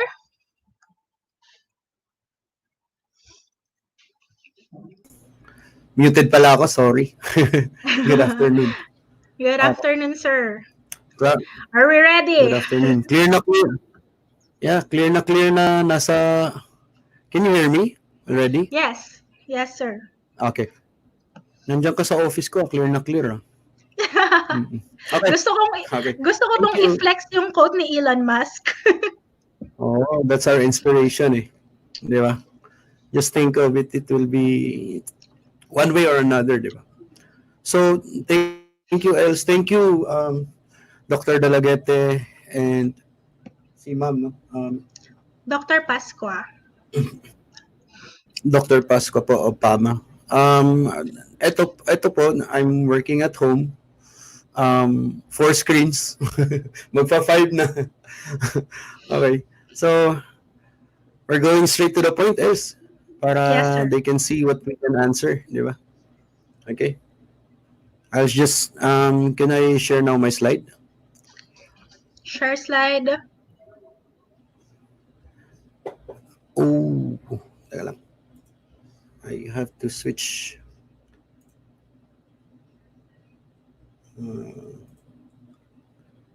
That's better. Okay. So good morning. Good afternoon pala. I always say good morning kasi hapon na ako nagigising eh. So by the way, my name is Engineer Ephrem de la Cerna. I've been sailing for 13 years, else hindi 10 years. Since I was a cadet at the age of 17, Then I stopped sailing because I love technology so much. So yun, pinapagawa ako ng mga graphics ng masters ko. Hello pala sa company ko before, Home Fleet Services, my former company. Then so today I'm going to discuss about the new normal of the maritime industry. So I have we we we we we are a company, a tech ed tech company dedicated for the maritime sector. We're a Filipino. We have some investors that are really coming in, and so without further ado, I would like to show my presentation. So my first presentation is, let's go first with how the world really takes it. The COVID-19 has resulted in school shutdowns across the world. Globally, over 1.2 billion children are out of classrooms. This is based on the World Economic Forum. This really hampered the world to stop, creating much more systems to flourish. Okay, so but let's look into the Philippines. The Philippines is now, we have almost 10,000 and going to 11 already. It's going up, and there is still a trend. I hope the heat really works with eliminating COVID-19, but we can still see a trend. So everything that we did is on the guidelines for the prevention and control and mitigation of the spread of coronavirus. This is the CHED memorandum. This is the CHED advisory number 6. So the guidelines, the salient points that we have seen is that there should be a deployment of available flexible learning. Sabi nga ni Ma'am kanina, that was flexible learning, and other alternative modes of delivery. Another one is must be reasonable, transparent, and outcome-based validated. Yun naman sinabi ni Dr. Dalaguete kanina, kailangan it should be clearly stated, kompleto ng assessment plans and everything. So that's really very important. So actually there is a law regarding distance learning in the Philippines. It's called the Republic Act 10650, but only Pacocoa Level 3 schools have this one. Another one is to determine how to best meet the contact hours requirements for the completion of the subjects or a degree program. Then another one is undertake alternative assessments and remediations and consider students' assessments and computation of grades. And next is depends on the availability of resources, the HEIs, and students who lack connectivity. So ibig sabihin walang internet. We will try to look into the program that there is a specific way to kasi syempre the broadband in the Philippines is by the way, yung broadband po ng Pilipinas is only 5 megabytes po yung pinakamataas. So that's a very big problem, especially with areas na sobrang layo. So what I'm currently presenting is called the new normal of the maritime education. This is perceived on the capability of our company on Seaversity, which we're currently doing. We have this one.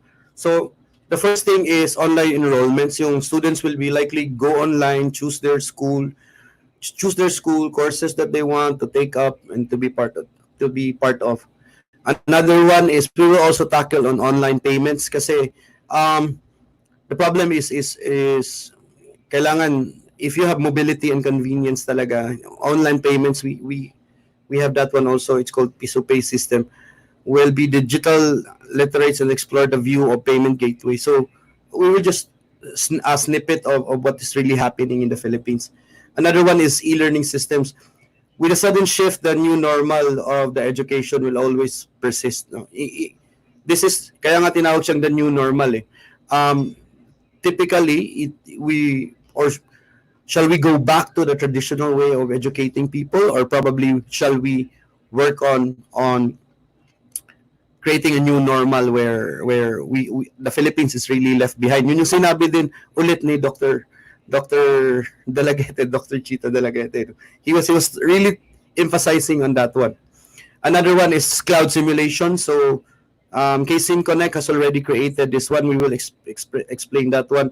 Augmented realities. I have seen some people who really were asking like, oh my God, augmented reality talaga is the next future. So PAMMA students, AIMS students, some of the students all over the Philippines are already. And then I would like to shout out to Chief McCoy. No? Chief McCoy is Chief McCoy is Simon's blog, or Chief McCoy's blogs. He's a chief engineer who is really working with augmented reality. So we're pushing, giving him credits on how what he wanted to use and everything for his lectures. Another one is yun yung sinabi ulit ng dalawa nating presenter, controlled student intake. Ilan ba yung student? Ano ba yung gagawin? Due to the requirement of the maritime industry that proficiency shall be conducted in laboratories and simulated. Control the number of students and allowed to the institution. So dapat mayroong mga bagong procedures yung schools, especially the updating of the quality management system in dealing with COVID-19. Imagine like you have 10 students gagamit ng simulator, they have to flush it with alcohol, disinfect it ulit, and the system goes on. So that's quite hard for the schools, and the schools must always be running.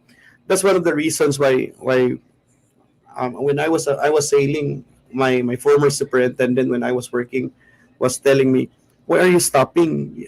You should be on board. I said, maybe I have a different purpose. No? So next is blockchain credentials. We will be talking just a snippet of that one because we have this technology coming up on hand to digitalize everything on credentials. Okay. So first up is let's go for online enrollments first. Yung online enrollments or yung online e-learning enrollments will definitely, it will reduce contact. It will reduce like going to we have an upcoming it's still in the pipeline, but they wanted to create identifications na hindi na tinatap yung card, hindi na pinapakita sa guard, hindi hinahawakan. So we're using blockchain technology for that one on one government sector so that it can be really validated. So pinapakita lang sa screen, then eventually the screen it's verified already that the student, it reduces contact. So with online enrollments, it's going to be a big thing. So we're currently working on that one. It's data driven. So when we're talking about data driven, it should be online. Sobrang there are lots of things that should be on data driven. Like for example, if we just look at EMSA, no? EMSA was looking always for where is your objective evidence for this one. Maghahanap pa, paper is being looked at. So but data driven. Online e-learning should be data driven. Another one is it's very efficient and very convenient. And another, it's very cost effective kasi hindi ka na pupunta ng school. Yun yung mga techniques, no? And definitely this is the biggest thing that yung sinabi ni Ma'am kanina. It's called reduced paperwork. Overloaded yung paperwork, too much yung QA. Pero the problem is when you talk about paperwork, the Philippine Merchant Marines is really doing this one. The Commodore really wants to go for online enrollments and everything, even though it's a government-owned school. But with all those things on online enrollments, there should be ways that we can implement this in school. It's called the SIS, or school information system. It's tagged with logistics, yung maintenance, inventory, lahat. So we're working on this one for one school. Our technology partner from the Philippine Merchant Marines Academy. So next is the new normal will be on online payments. I will just snip on this one because dati kasi we're only 5% literacy rate on online payments. If not for Grab and Angkas, we could never know that we can load into an app, diba? So it changed the perception of the Filipinos. Yun talaga yung spike ng payment gateways, no? So those are called payment gateways. So what is an online payment? Facilitates the acceptance of electronic payments on online transactions, also known as an electronic data interchange. So we have we are also part of the Piso Pay system. So we work with them to really work on government transactions. So alam nyo ba na based on Statistica 2000, cash was the biggest payment of all, no?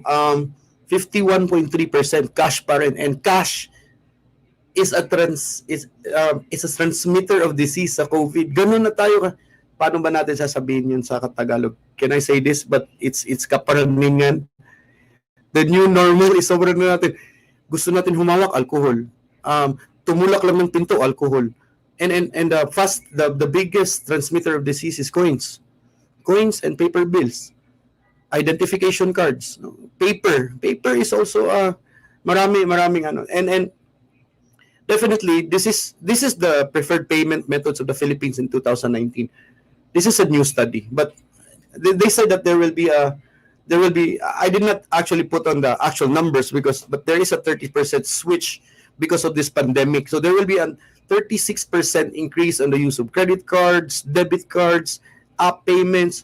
But looking into yung mga click machines in 7-Elevens, hindi pa siya ganun kaano kasi syempre even people are very afraid of using credit cards kasi maybe yung when you're touching on the keypads, it also transmits on the disease.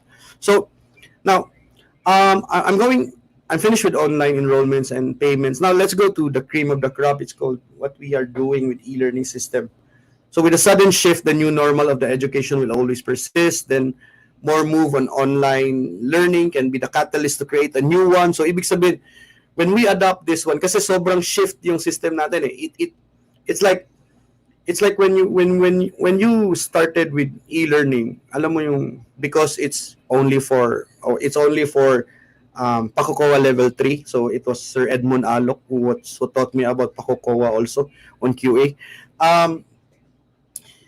There was a shift. Only tier 3 or Pakukowa level 3 can work with e-learning. So now because of this one, schools must adapt e-learning, blended education. So but before we start with e-learning, how do we define e-learning? It utilizes electronic technologies, web. This is from Wiki, educational curriculum outside of traditional classrooms.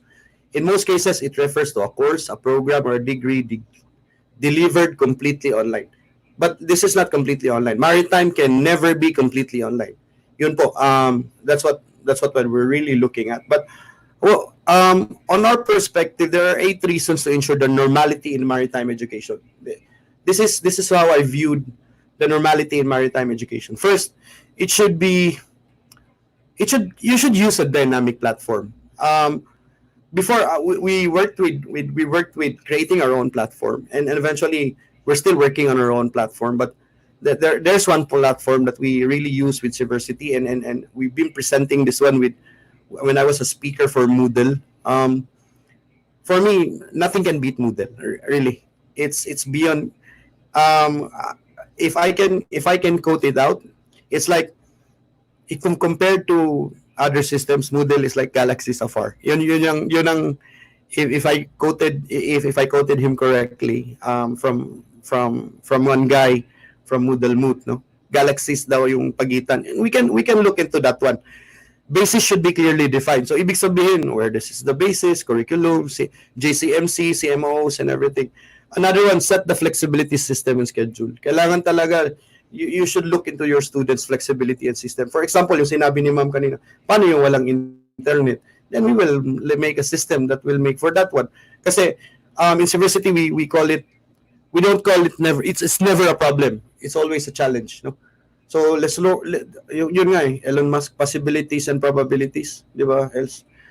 Alright, so online and offline enabled. Kailangan online and offline enabled yung system nyo. Dapat it should be, kasi minsan lang mag-online, magsasubmit lang ng grades. It should be like that, no? Imagine PMMA has one of, yung area nila is very secluded. Then now they upgraded with system. Then meron kaming school na kinikater ngayon. FastCat was the greatest thing that really happened when implementing the electronic training record book. Sobrang naming hirap nun. But eventually 5 MB, 2 MB, kaya. So real-time student monitoring. This is very good for especially with government. CHED, DepEd, Marina, kailangan talaga. O pag nag-monitor, syempre when it comes to monitoring, dapat very convenient and very calibrated yung Marina and CHED. So if they can just look at it, sige nga, patingin nga ng student ng ganito, with a flick of a finger, you can look it in the computer. Hindi yung hahanapin mo, teka lang ma'am ha, nandun kay sir ganito, hahanapin pa namin. Ganun po siya ka-systematic. No? It should be like that. And another one, always remember, people nowadays are very, very visual learners. Ibig sabihin, gamification in key. How can you ensure your students are really hooked into the program? How can you be sure that they're really hooked in that one? Another one is dashboard monitoring. Kailangan with a flick, with one screen, you can see everything. That's a dashboard system. And eventually, gamification is also key, and it should increase engagement para wag bumitaw. I was studying in one master's degree program. Too much reading will really kill students now. No, so pag pinasok mo, puro ganon, walang 3D, walang ganito, wala. Copy paste. And how can you stop plagiarism? Di ba? So I've been using Grammarly kasi I'm trying myself to work with English grammar kasi syempre I'm seafarer turned tech, then now I'm working on education. So our e-learning system, we developed the Philippine Maritime Academy. Thank you to the very supportive Commodore Joel Abutal, who really pushed that this can be done. So we're also working with the Philippine Merchant Marines Graduate School. So it's still a work in progress, but definitely there are specific challenges. And if you wanted to know what is these challenges, we can always come up and give us a call, and we will tell you what is really the challenges in giving what they call this, a Gen Z technology to a baby boomer, and you will feel the sobrang hirap, but the good thing is because of COVID-19, either we shift or we left behind. Yun po yung ano. Another one is this is what you call gamified. We gamify things, no? In PMMA we're trying to work with this one, not like an ABCDs and everything. Kasi with ABCDs, you have a 25% chance of answering on this one. This one, you can never sip it out with this is around, how many are this? 1, 2, 3, 4, 5, 6, 7, 8. So that's eight combinations, then 8 combinations. Then that 8 combinations it's like the probabilities of 8 times 7 times 4. So times 7 times 6 times 5. So yung rule po ng probability is very low. So, and it's very visual, no? It does not, it's moving around with the visualities ng ano. So you can always look at it na they're correct. Pwede naman nilang reviewin, no? And we also drag and drop ulit procedural techniques. Like for example, the question is pag yung hangin daw 30 bars, how do you do this? We have also DECA. We have also DECA. I'm just showing the engineering department kasi engineer ako eh. So, but we have very good people who are also working on the DEC department. And yun, no? Definitely you can review your answers. As you can see, you can review your answers dyan. And during the conduct of assessments, pwede mo na siyang tanggalin para makita mo na, ma-measure. So we know that there are 2 types of assessment. It's called the formative and the summative. This one is one formative quiz that can be embedded in the lecture. Probably, we call it the rule of 9 minutes. No, yung don't put your e-learning on more than 9 minutes na puro reading and puro ganito, because definitely students will, ayoko na. Yun daw yung tiresome eyes eh. After 9 minutes, problema ka na. Sabi nga sa a great one of my lecturers, from 609 and 610, sabi sa amin is don't keep questions hanging and everything. So this is called question hanging, no? Another one is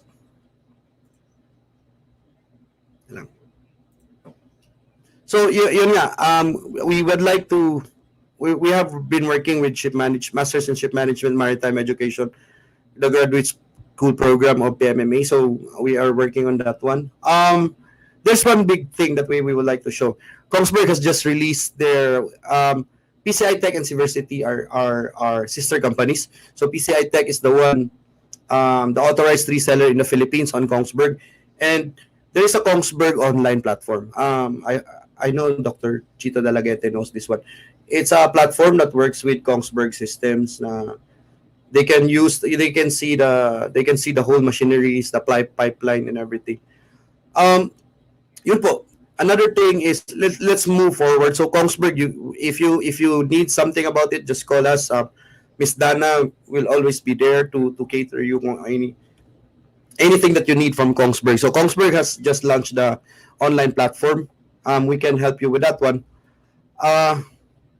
So another one is ito yung gusto ko dito eh. I've seen a comment from a student, sabi niya, yan ang move forward. Actually, it is. UNESCO even tagged this one as a game changer in education, yung augmented reality. So before, without further ado, I will just show you what the PMMA has been doing. So we've been Commodore Joel has been seeing this in Seacon. He has in the PMMA graduate school and everything. So let's just see, explain ko na lang. So the PMMA augmented reality, we can also cater this for schools at a very affordable price naman po. Wala namang problema kasi this is Filipino built. It's built by Filipinos. It's for Filipinos.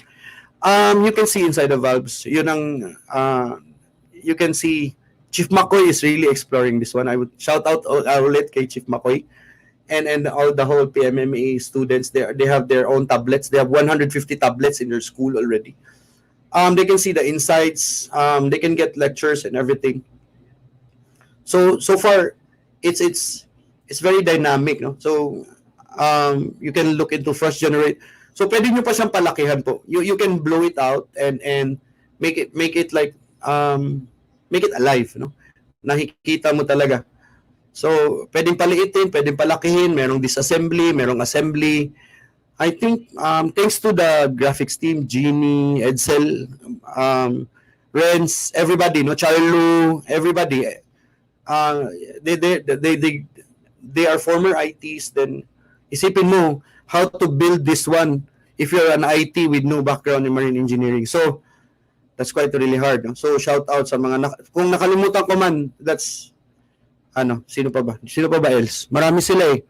So we have around 20 graphics artists who are really doing this one. Mapa, So, EJ, Lance. yeah.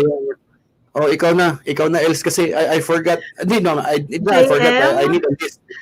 Sobrang dami, no. JM is the brainchild of the AR. Siya yung head ng AR department namin. So it really popped out. Renz naman yung lead, no. Charlo, Mapa, EJ, ang dami eh. Lance, I forgot, no. Just to name it all, no. One, it increases engagement, dynamic for visual learners, accessible learning, and this can be embedded in your mobile phone. We'll just need siguro a little tweaking on the mobile phones. Kasi kaya nga ginawa po namin yung mobile phone talaga siya. Kasi not all students has the capability to buy a computer, no? Not all students has the capability to buy a VR headset. It's so expensive, di ba? Di ba, Els? Tama ba ako? So expensive. Game changer in education, increases engagement. So sobrang tuwa talaga yung bata nito. Sabi nga nila, Iron Man. Iron Man augmented realities was also our crop. No? Now, Renz build something that can be navigated in your PC like this. So this is VR version, but we have a PC version for this one. We're still working on developing on a mobile phone kasi yun nga. I have seen the guys working on this one na tumatalon na talaga eh, no? Hinahawakan. Sabi nga nila, sir, gawa tayo parang Mobile Legends. Okay. No? So next step, we just need some schools who really supported the program, and maybe we can support your system. Next this is called a 360 platform. So this is not a 3D drawing. This is an actual 360 walkthrough capture of a ship. So we have a shipping company coming up working on this one. Yung hingi lang po namin is we're asking the company, sir, can we let the students use it also? So tatanggalin lang po namin because this is a problem with security features ng barko eh. So we'll just have to switch and mix everything up. Now I will show you something that it's called a 3D system for lecturers. I'm letting thanks to Jeannie for making this one. So it's a presentation na para kang pag nag-zoom ka ng mga estudyante mo or probably using Lark or any is we use this one. Where is it? Sorry. Just okay. So this is a 3D viewer. It's in your typical pag may PC ka or laptop ka. We're still working on using it on a mobile phone, but if you're an instructor, you can explain paano to, saan dadaan yan. Imagine the possibilities nung this is one of my frustrations nung nagturo ako sa school. My frustration was like, paano kaya to gawin 3D, no? Kasi ang hirap talaga ng estudyante i-explain. Paano pagpasabugin mo siya, i-expound mo, titignan mo. So, you can see what's inside and everything. Hindi pa nila nilagyan ng loob, but you can expound. Sabihin natin, magle-lecture ka. Mula dito, papasok yung hangin dyan. Imagine the possibilities of this one. No? And it does not need a very high-end rendering computer. This is just like a 3D viewer from Microsoft. Even an Atom can carry this one. So, papasok dito, papakita dyan. And they were working on the physical animation of the whole thing. So, back to my lecture. Okay. So, Dr. Dalaguete confirmed this one, yung controlled student intake. Ito yung sinabi ko, due to the requirements of the maritime proficiencies, laboratories, paano ba yung gagawin natin dyan? When, as you can see here, yung students pa lang, they are holding on the panel boards. Paano pag asymptomatic? They call that asymptomatic, di ba? Without symptoms yung tao, then it transmits with disease. That's why Kongsberg has done that one. We've been doing AR also. We can even take a 360 shot of your whole Kongsberg simulator para malaman ng estudyante, create a virtual walkthrough before they even do that one. And sir, mind you sir, even though we are a Filipino corporation, we can compete. Yun ibig ko sabihin po. Kasi our goal really is to diversify the whole graphics industry na we have this Filipino people na sobrang galing mag-drawing but they have no jobs also. So we're putting up jobs. We started with 5, now we're almost around 60. Are we 60 else? Yeah, we're almost 60. Okay. Imagine hahawak sa ganyan, no? So this is a walkthrough of an engine room simulator. We have this one in Kongsberg. The process of learning is the use of simulator artificial environment. So we're working with artificial environment. So yun po yung system namin. The last phase is all about blockchain credentials. Blockchain credentials is currently we're working on a blockchain-based credential storage systems na digital na po yung certificates. We have we will work on that one. And so what is really blockchain? It's designed to be immutable, tampered-proof. Imagine tampered-proof. That's why Union Bank is using blockchain because hindi siya nahahack. Opo, di ba? The complex of interplay of these characteristics. Kasi ayaw po namin yung school nyo nandun po sa recto. Yun po yung ibig sabihin. We don't want people to declare that they came from AIMS, they came from PAMMA, they came from PMMA, they came from MAAP, but the problem is, galing pala sa recto yung students. That will really create, you remember, right? When we have a leak of certificates. Diba? Daming nakasakay without even the competencies. Blockchain is never expensive. It's never expensive. Yun po yung sinasabi namin. Kasi every time kasi nakakarinig tayo ng new tech, palaging, oh my God, that's expensive. Hindi po. No? So, the comparison states that the physical diplomas, the verifications is very weak. So, call-ins, yung tinatawag na call-ins, tatawagan pa. Yung revocability, nare-revoke yan. Kasi, why is it revocable? One, na pag nasunog na. Pangalawa, pag papel yan eh. It degrades, it disintegrates and everything. Timestamp has non-diploma. Blockchain is autonomous. Anyone can see it. How do you check it? No? It's a QR code. Pag chinek ng manning agency, pag clinic niya yon, it's verified. Kahit magdala siya ng actual certificate, yung certificate niya yung titingnan or even the cellphone. Yung mukha niya, alam niya, yung certificate, lahat. No? So, it's very cheap, especially with schools. We just need to trust the system. Filipinos can do this. No? Timestamp, it's very secure. No? So with all this technology, I would like to look into the points to ponder. In your school, incorporate disruptive technologies and skill sets. I feel the pain of training people on how to adapt these changes. Yung advice ko lang po sa who will use the e-learning na I was part of din dati na when I was a makinista, hindi, mas maganda pa rin yung actual. Look at the changes. Look at the adaptability of the generation XYZ. They are really fond of this one.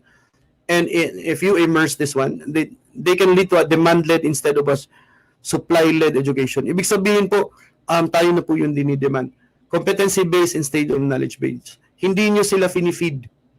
Let them study by their own. Yun po yung competency-based. Pagkailangan, susundin pa rin sila, pero we are just facilitators. We don't teach. We facilitate their learning. Yun po yung new norm ng bagong education, especially with the new system. Lifelong learning instead of front-loading. Ibig sabihin front-loading, wag po subo ng subo. Let them go for a higher order of thinking. Ibig sabihin analysis, creation, looking into understanding, discussion forums and everything. So the platform can really do that one. So we're requesting you to be part of the innovation. So we are with FASCA, the Philippine Merchant Marines Academy. We developed the content. We're still developing for the content for the PMMA. We're working with STI. They have already virtual. They have also working on virtuals and virtuals. PCI Tech, DOST with PCI Tech. We're working with CHED on some points for approval, like the Asian Alcohol Project, where we develop a plant. Kaya lang na hold po siya. Knowledge Channel from PCI Tech. We built the Mine Museum. Concentrix, one of the biggest BPOs. Analog Devices in Cavite. Yung future ng, yung pinakagusto ng mga electrical engineers to work here. Kongsberg, Lufthansa Technic Philippines on a gameplay. V Group through Captain Bo and Interferry. So, thank you very much, and I hope you enjoy as much as possible that what I've talked about. Yun po. Thank you. Majority of the questions, sir, lies about the problem on the internet connection here in the Philippines, especially in the provinces. How can Seaversity optimize its system to cater those students who cannot afford to have or who lacks access to internet connection? Okay, let's go back to the slide ng I will just look at my slide. The way to move forward regarding this system is called an online-offline sync. No? Students, isang beses lang siya mag-upload. Isang beses din siya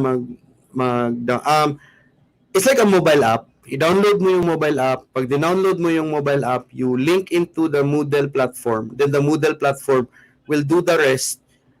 Kukonsumo ka lang ng internet connection when you download the whole app. Okay? Once you download the whole app, you can work offline for 15 days or 30 days. You can work on it offline, and Seaversity can do that for you. Kasi yun ang common problem ng student eh. You just need to give them like on the 15 days. Sabihin natin, layman's term, no? Estudyante nakatira sa bundok. Okay? Doon siya nakatira. He does not want to go down. Now, bababa lang siya ng konti, pipick up siya ng signal, o di kaya aakyat sa buntok ng mas mataas, pipick up ng signal para lang isubmit yung assignment niya. Kasi kailangan ma-monitor ng student yun. That's how powerful how we created Seaversity together with Moodle to work with. All right? Another question is that Wait. I see this one. This is nice, Ephrem, but will it be acceptable to Marina, as I don't think CHED is a problem? Oh, sir, very good question. Hi to my good friend, Sir Felix Oka, the president of PAMMA. Okay. Sir, yeah, president of PAMMA. Sir, 2016-12, I hope Marina comes up with a verification system to fully operationalize 2016-12, the MHEIs, MTIs, adoption on e-learning and distance learning. So actually, the when I studied the 2016-12, it's one of the best policies that I have one of them seen. SCORM compliance, IT backup system, no, and it's good. They have just to create yung tinatawag nilang makinarya to work on that one. Okay, else? Yes, please. Another question, sir, is that how could you be so sure that students are learning well, where in fact once you hold exam, answers and solutions coming up via internet? Okay, ma'am, we one po is assessments can be done offline. That's why we can you assessments can be done offline. Ibig sabihin po, they just need to download the assessments. Yun po sinabi ko kanina. They just download the assessments in a score package kasi po yung score package na yun, that will really it's like parang pinak mo siya. Then eventually pag nakuha niya na yung sagot niya, attempts, you can do that one, then eventually those score package will move forward and send it to his teacher. Probably 10 to 15 days. Sir, can we make the system na kapag nag-enter na yung student, hindi na pwedeng lumabas, hindi na pwedeng mag-navigate ng ibang application or ibang browser to prevent accessing the internet during the assessment? Pakiulit, else. I'm breaking up. Okay. Can we make a platform wherein kapag nag-enter na yung student sa assessment, hindi na siya pwedeng lumabas, hindi rin pwedeng mag-open ng bagong browser para ma-prevent natin yung pag-a-access on the internet for answers? Okay, we learned this one I'm currently studying at the University of the Philippines, distance education. We found out this one, no? When our teachers were doing this one in Moodle, first attempt lang. So you have to be sure that we were given an assignment, 24 hours, we have to answer that one, and we don't need to go out in our browser. But yung technology kasi else is quite simple eh. If we look at it, paano siya pag pumasok siya, it's called the first attempt. Ngayon, wag kang mag-exit. Paano pag sinabi na putol yung internet? Just do not exit. Mag-reload ka, but do not exit from the platform. Kasi pag nag-exit ka ng platform, you cannot submit your answer. That's the power of SCORM compliance. Meron pong mga ganun, sir. No, that's why it's called a shareable content object reference modeling. No, so if you build it on a SCORM, or probably even Moodle can do this one, but it's very tight. Pero pag SCORM compliance and you have an special authoring tool like we have a special authoring tool, then you can work on that one. How can you make sure that the students are not cheating? What if they use another gadget? Okay, that's one of the most typical questions of e-learning. Sa school nga, nag-cheat, di ba? Dito pa kaya sa e-learning, mag-cheat ba? That's why we develop a system called interactive assessments. Yung pong interactive assessments po, it's not the typical ABCDs. Lahat po random. Ibig sabihin po, random po yung drag and drop, random po yung aanseran mo, random po yung ano. But can you really prevent a student from cheating? Sir, there is a system, if you wanted the system to really do that one, there is a system called eye tracking movements. It's called the TOBI system. This TOBI system detects your eyes, where you are looking at, but it's very expensive. Now, there is also an assessment using a webcam that once nawala ka sa webcam, you cannot create an answer. You just need to trust the system or create a much more complicated question. Yun po yung sinasabi nila. If you look into the internet, how do you stop cheating in ano? Sir, you will have lots of answers. We've been looking into that one, pero sobra talaga niyang ano. Yung bottom line, 75% tells us you just need to create an interactive assessment? Yun po. A very good question. Pag magaling ka na teacher, sobrang sipag mo regarding essay, do an essay. Get a plagiarism software. Then if he's copying. Yun po yung answer ko. Okay, very well said, Sir Ephrem. Any more questions? Pahabol? Teka, I'm seeing something with the identified reason to ensure normality as far as maritime education. Is there any chance that CHED Maritime, especially JCMC 01 pandemic? Have you seen this else from Connie C. Ong? Yes, I'm seeing it, sir. Okay, can you ask me this one? With the identified reason to ensure normality as far as maritime education is concerned, is there any chances on CHED Marina policy, especially JCs, to address COVID-19 pandemic? To name a few, delivery of academic requirements, assessment of course, new normal. Very nice question po. Sobrang ganda. I really hope I'm part of the government to do that one. But they have to what do you call this? Addendums? They have to create addendums or amendments or probably addendums. Yun po. Hold exams and solutions. Yeah, I think Okay, that's it.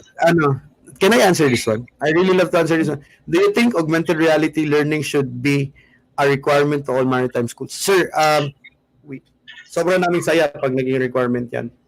Totoo lang. But it all depends on the school. If the school sees that mas maganda to kasi our students really wanted to learn, it's called the minimum standards. Some schools have minimum standards. The problem is, are your schools ready to go above the minimum standards? Yun po yung sagot dyan, sir. No? Are your schools ready to impart topics or technologies that are above minimum standards? Yun po. Thank you very much. Okay.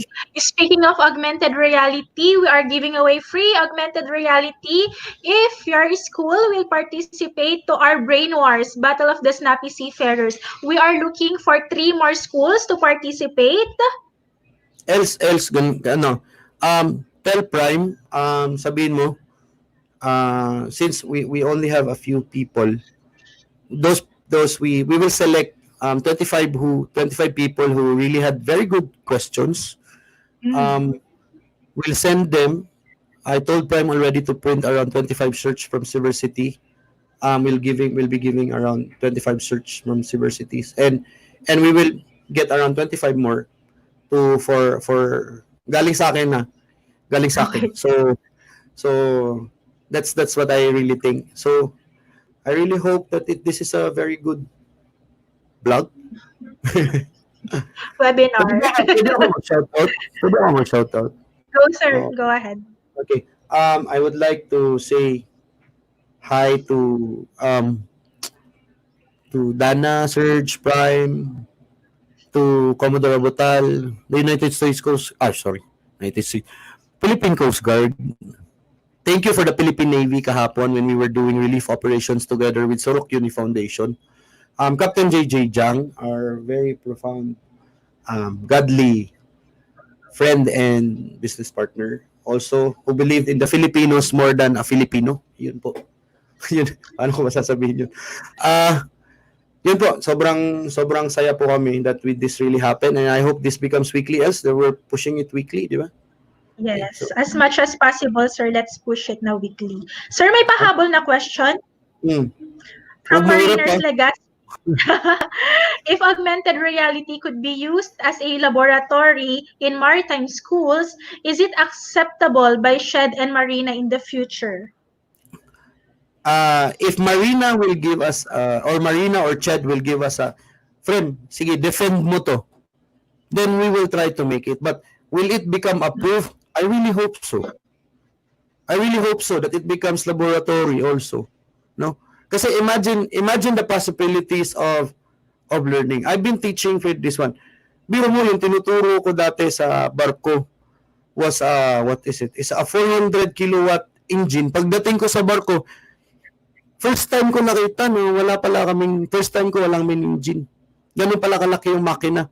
And yung pinag-aralan namin ngayon is different nung pagdating ko sa barko. That's 4 years. That's how technology and engineering is so fast na minsan hindi na mahabol. But with augmented reality, example, Man BMW nag-release ng bagong makina. You have to learn it.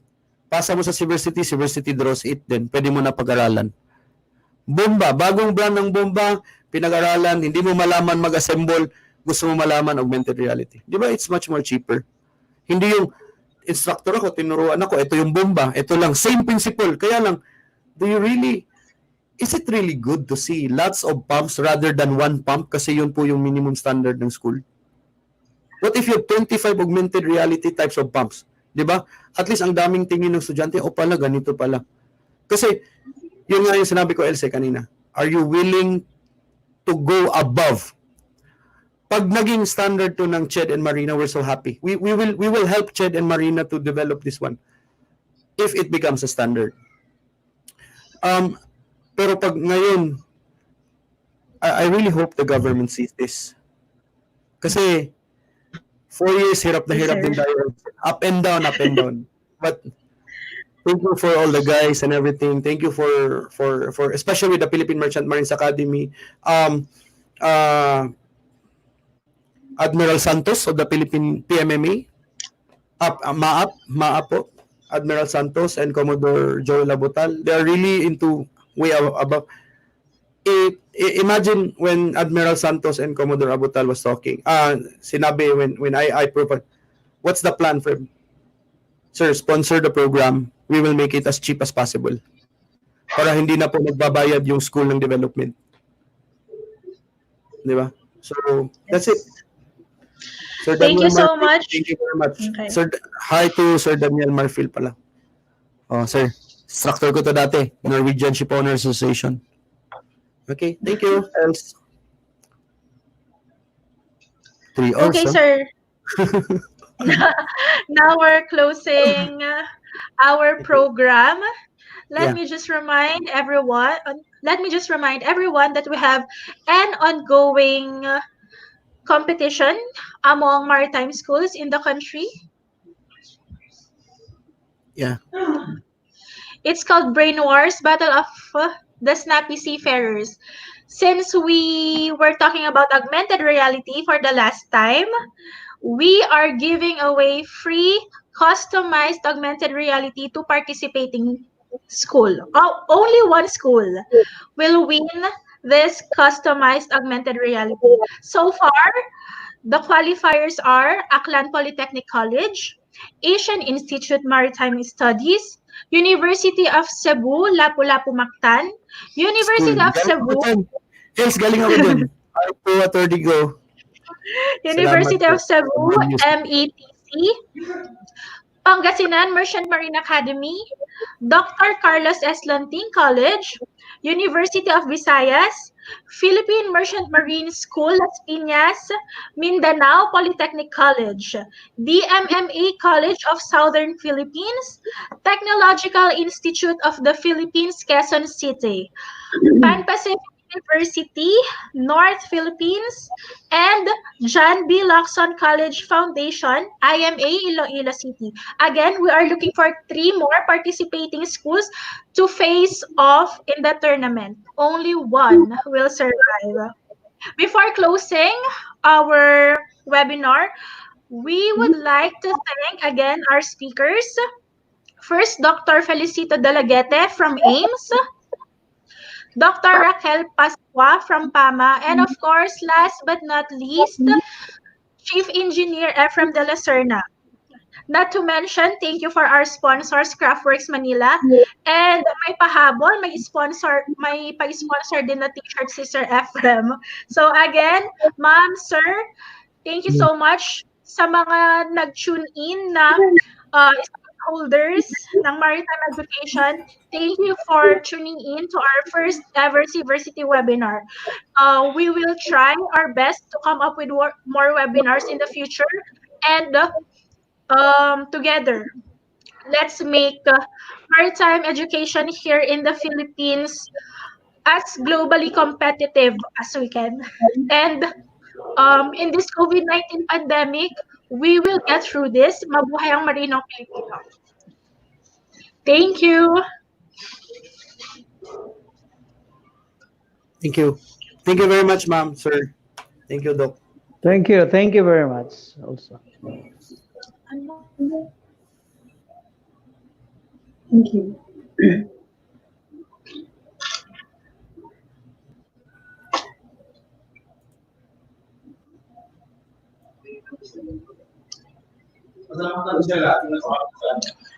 Do you have question, ma'am, to Sir Ephrem de la Cerna?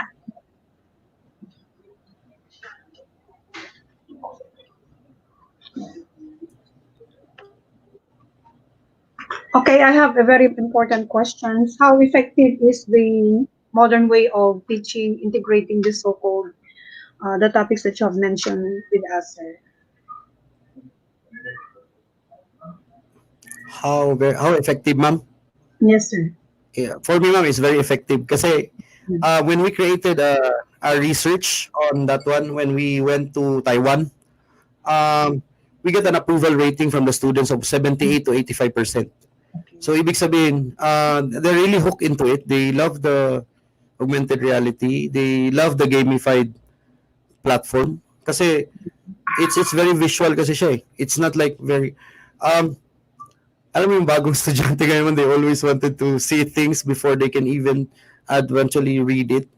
Yes. Mhm. Do you think Available especially much for the improvement. maritime institution could be able to have this kind of way of communicating with the students by the use of the webinar? Hindi kayo masyadong very expensive ito or it's just okay? The reality. Using the webinar po. Yes, sir. The augmented reality. Ma'am, it's not using internet connection. That's the Okay. good thing about augmented reality. You just download it once and it's there. No? So we're even Prime and I are always telling the people or the schools na, sir, if you subscribe to us regarding the development of the AR, unlimited po yung possibilities. As long as you're subscribed, as long as we're doing things, you can upgrade and upgrade. You can always ask na, pwede bang gawin to or can we do this for more things na pwedeng gawin. Yun po. Okay, so thank you very much, sir. Yes po. Thank you Yes, very sir. much din, ma'am.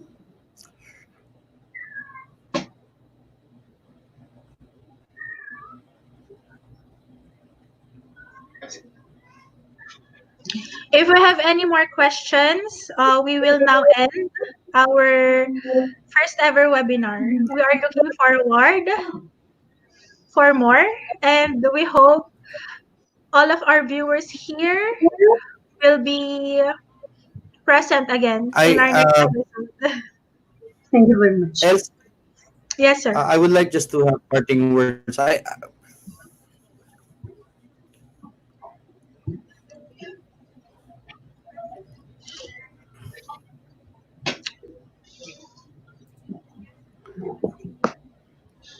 Okay. Before we go, else, let's just be yung kung they cannot accept na hindi talaga pwede yung e-learning. What will you do when you need to study? Homeschool? Who will track you? I hope one day, because the Philippines is so lag. Would you rather go out and be part of the COVID-19 or be continuously studying because we still have to work on things na kailangan talaga natin gawin to become maritime professionals? Vietnam is catering. You see that Vietnam's COVID-19 is getting lower. If you ask shipping companies, there will, yan nga sabi sa amin when a friend called me, Frem, ang laki ng decline. There will be a big decline if we do not do something or produce more competent. And please remember that we're facing EMSA in the midst of COVID-19. We have to do something about this one. Even though my COVID-19, we have to do something for EMSA as well, and also for the benefit of all our students in the Philippines. Maraming salamat po, Els, and all the guys who organized this one. Thank you. Okay, as parting message, anything is possible, and if ever na some people are still thinking that we cannot make it, we will make it. Yes, Again, yes. No matter what, we have to do something about it. I would like to thank all the staff of Seaversity for making this happen, especially po yung mga tao sa backend namin, our General Manager, Primo Ibias Jr., um, and Edsel Bering, as well as the creatives team, Nicole, Jen, Jessreel, Lance, Jeannie, JM, Renz, Charlu, and Kuya Junicel. Again, this wouldn't be possible without your help, guys. And also, thank you for Craftswork Manila for sponsoring today's webinar. We will select the winners of the who got the best comments among our viewers for today.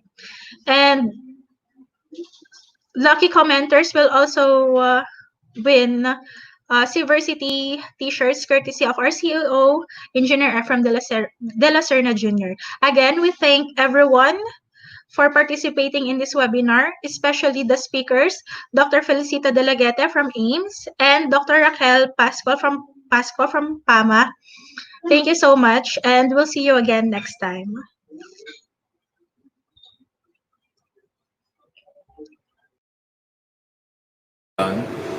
With their fingers, with their hands clasped, and listen to a lecture. See? So what's more important for them is to be able to actually see in animation what's happening. So that is our way of getting them to understand what the topic is all about. Education system rely mostly on books. Teachers do all the teaching, but the millennials now have different way on learning, mostly visuals and hands-on. So we need to cater to them. It started way back 1998, and I joined this academy in 2008. So from that period, what I have learned, history in the sense of kung ano na yung meron si ma'am ngayon, ano? Definitely, nag-double up yung kinikater natin na number of midshipmen. Yun ang mga na-witness ko. So, but the programs being offered, same pa rin siya. It just developed into something relevant to its trend or age. The mom's semi-regimental training, together with its educational system, really at first is exhausting. From the transition of being a civilian to being a civilized one, it will really test your characteristic. However, when time goes by, you will realize that it is really for you. It is just preparing you to be a world-class seafarer, together with its training facilities that are really world-class, and its instructors who are eligible to teach this curriculum to you. This will prepare you to be world-class seafarer. Nabigla ako kasi dati sa high school namin, wala kaming LMS. We usually use the traditional way of learning. We have the boards, the chalks, we have that. And here, we use computers, we use laptops, and we use internet in order for us to learn. And I was really happy for that because talagang technologically advanced ang mga pagdating sa education and training. So essentially, it will really improve the performance of all students, not only in here in MAP, because there will be something that they can fall back to after classes, and they can also use it during classes to supplement what the teacher is telling them. Enhanced method of teaching, kumbaga na-facilitate yung kanilang learning through available learning materials na nasa trend nila, mas mapapadali siguro yung kanilang pag-aaral. Or mas maiintindihan nila yung kanilang lessons. Will help the future officers on board ship because we are now on the transition of technological advancement. So You can access your LMS everywhere in MAP as long as you can access the Wi-Fi of it, and also through the use of laptops. and without technology, parang sa tingin po namin, parang yung way of learning po namin is greatly affected by use of technology. Hindi na po kami sanay parang gumamit ng mga traditional way of learning like textbooks na lang na plain and paggamit ng You can access your LMS everywhere in MAP as long as you can access mas the Wi-Fi. naiintindihan namin yung study also o yung the use lessons of namin kapag nasa technology, parang sa tingin po namin parang yung way of It is really good that you are here with the same people who have the same dreams in the future. The educational system, together with how you study this kind of subjects, will provide you a good environment so that you can study well. Mas madali na siyang pag-aralan while online kasi kahit wala po kaming instructors na nakatingin sa amin, kahit walang mga teachers na nag-a-assist sa amin, we could learn by ourselves na rin po. Kasi kahit sa study call po namin, pwede namin i-access yung learning management system na yon, and pwede namin mapag-aralan o matutunan yung lesson namin without the help and guidance of our instructor. E-learning is going to be a big part of developing and improving the competence of our seafarers. And so, of course, the fleet will depend on how good your seafarers are. The fleet is going to be successful if those who are operating it are also good. So that's how we intend to do it.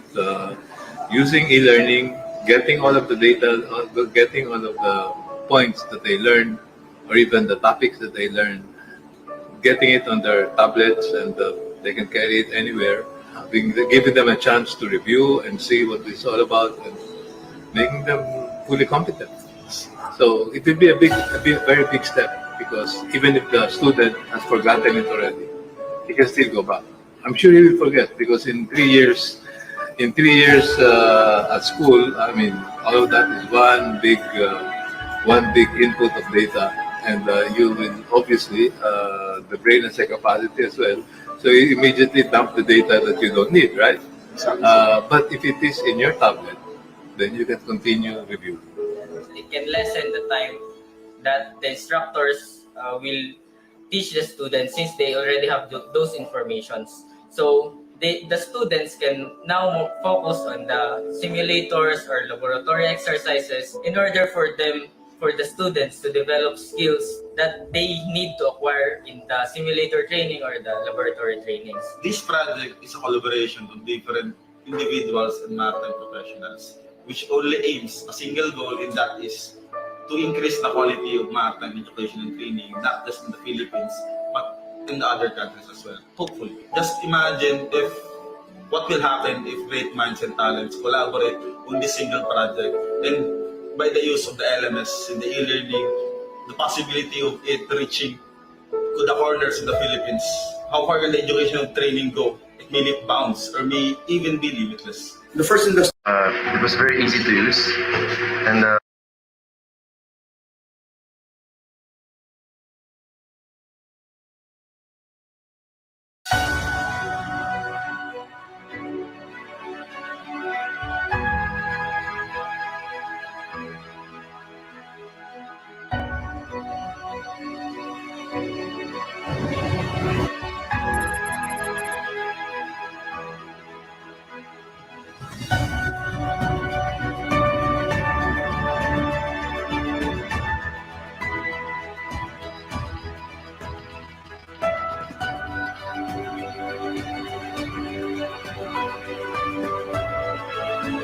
it was very easy to use, and compared to my training, then it was a very okay na kasanayan nila. When it comes to organizations and mga device kagaya ng virtual reality. When it comes to retention, the retention rate could be a little bit high. When into is now be better for them.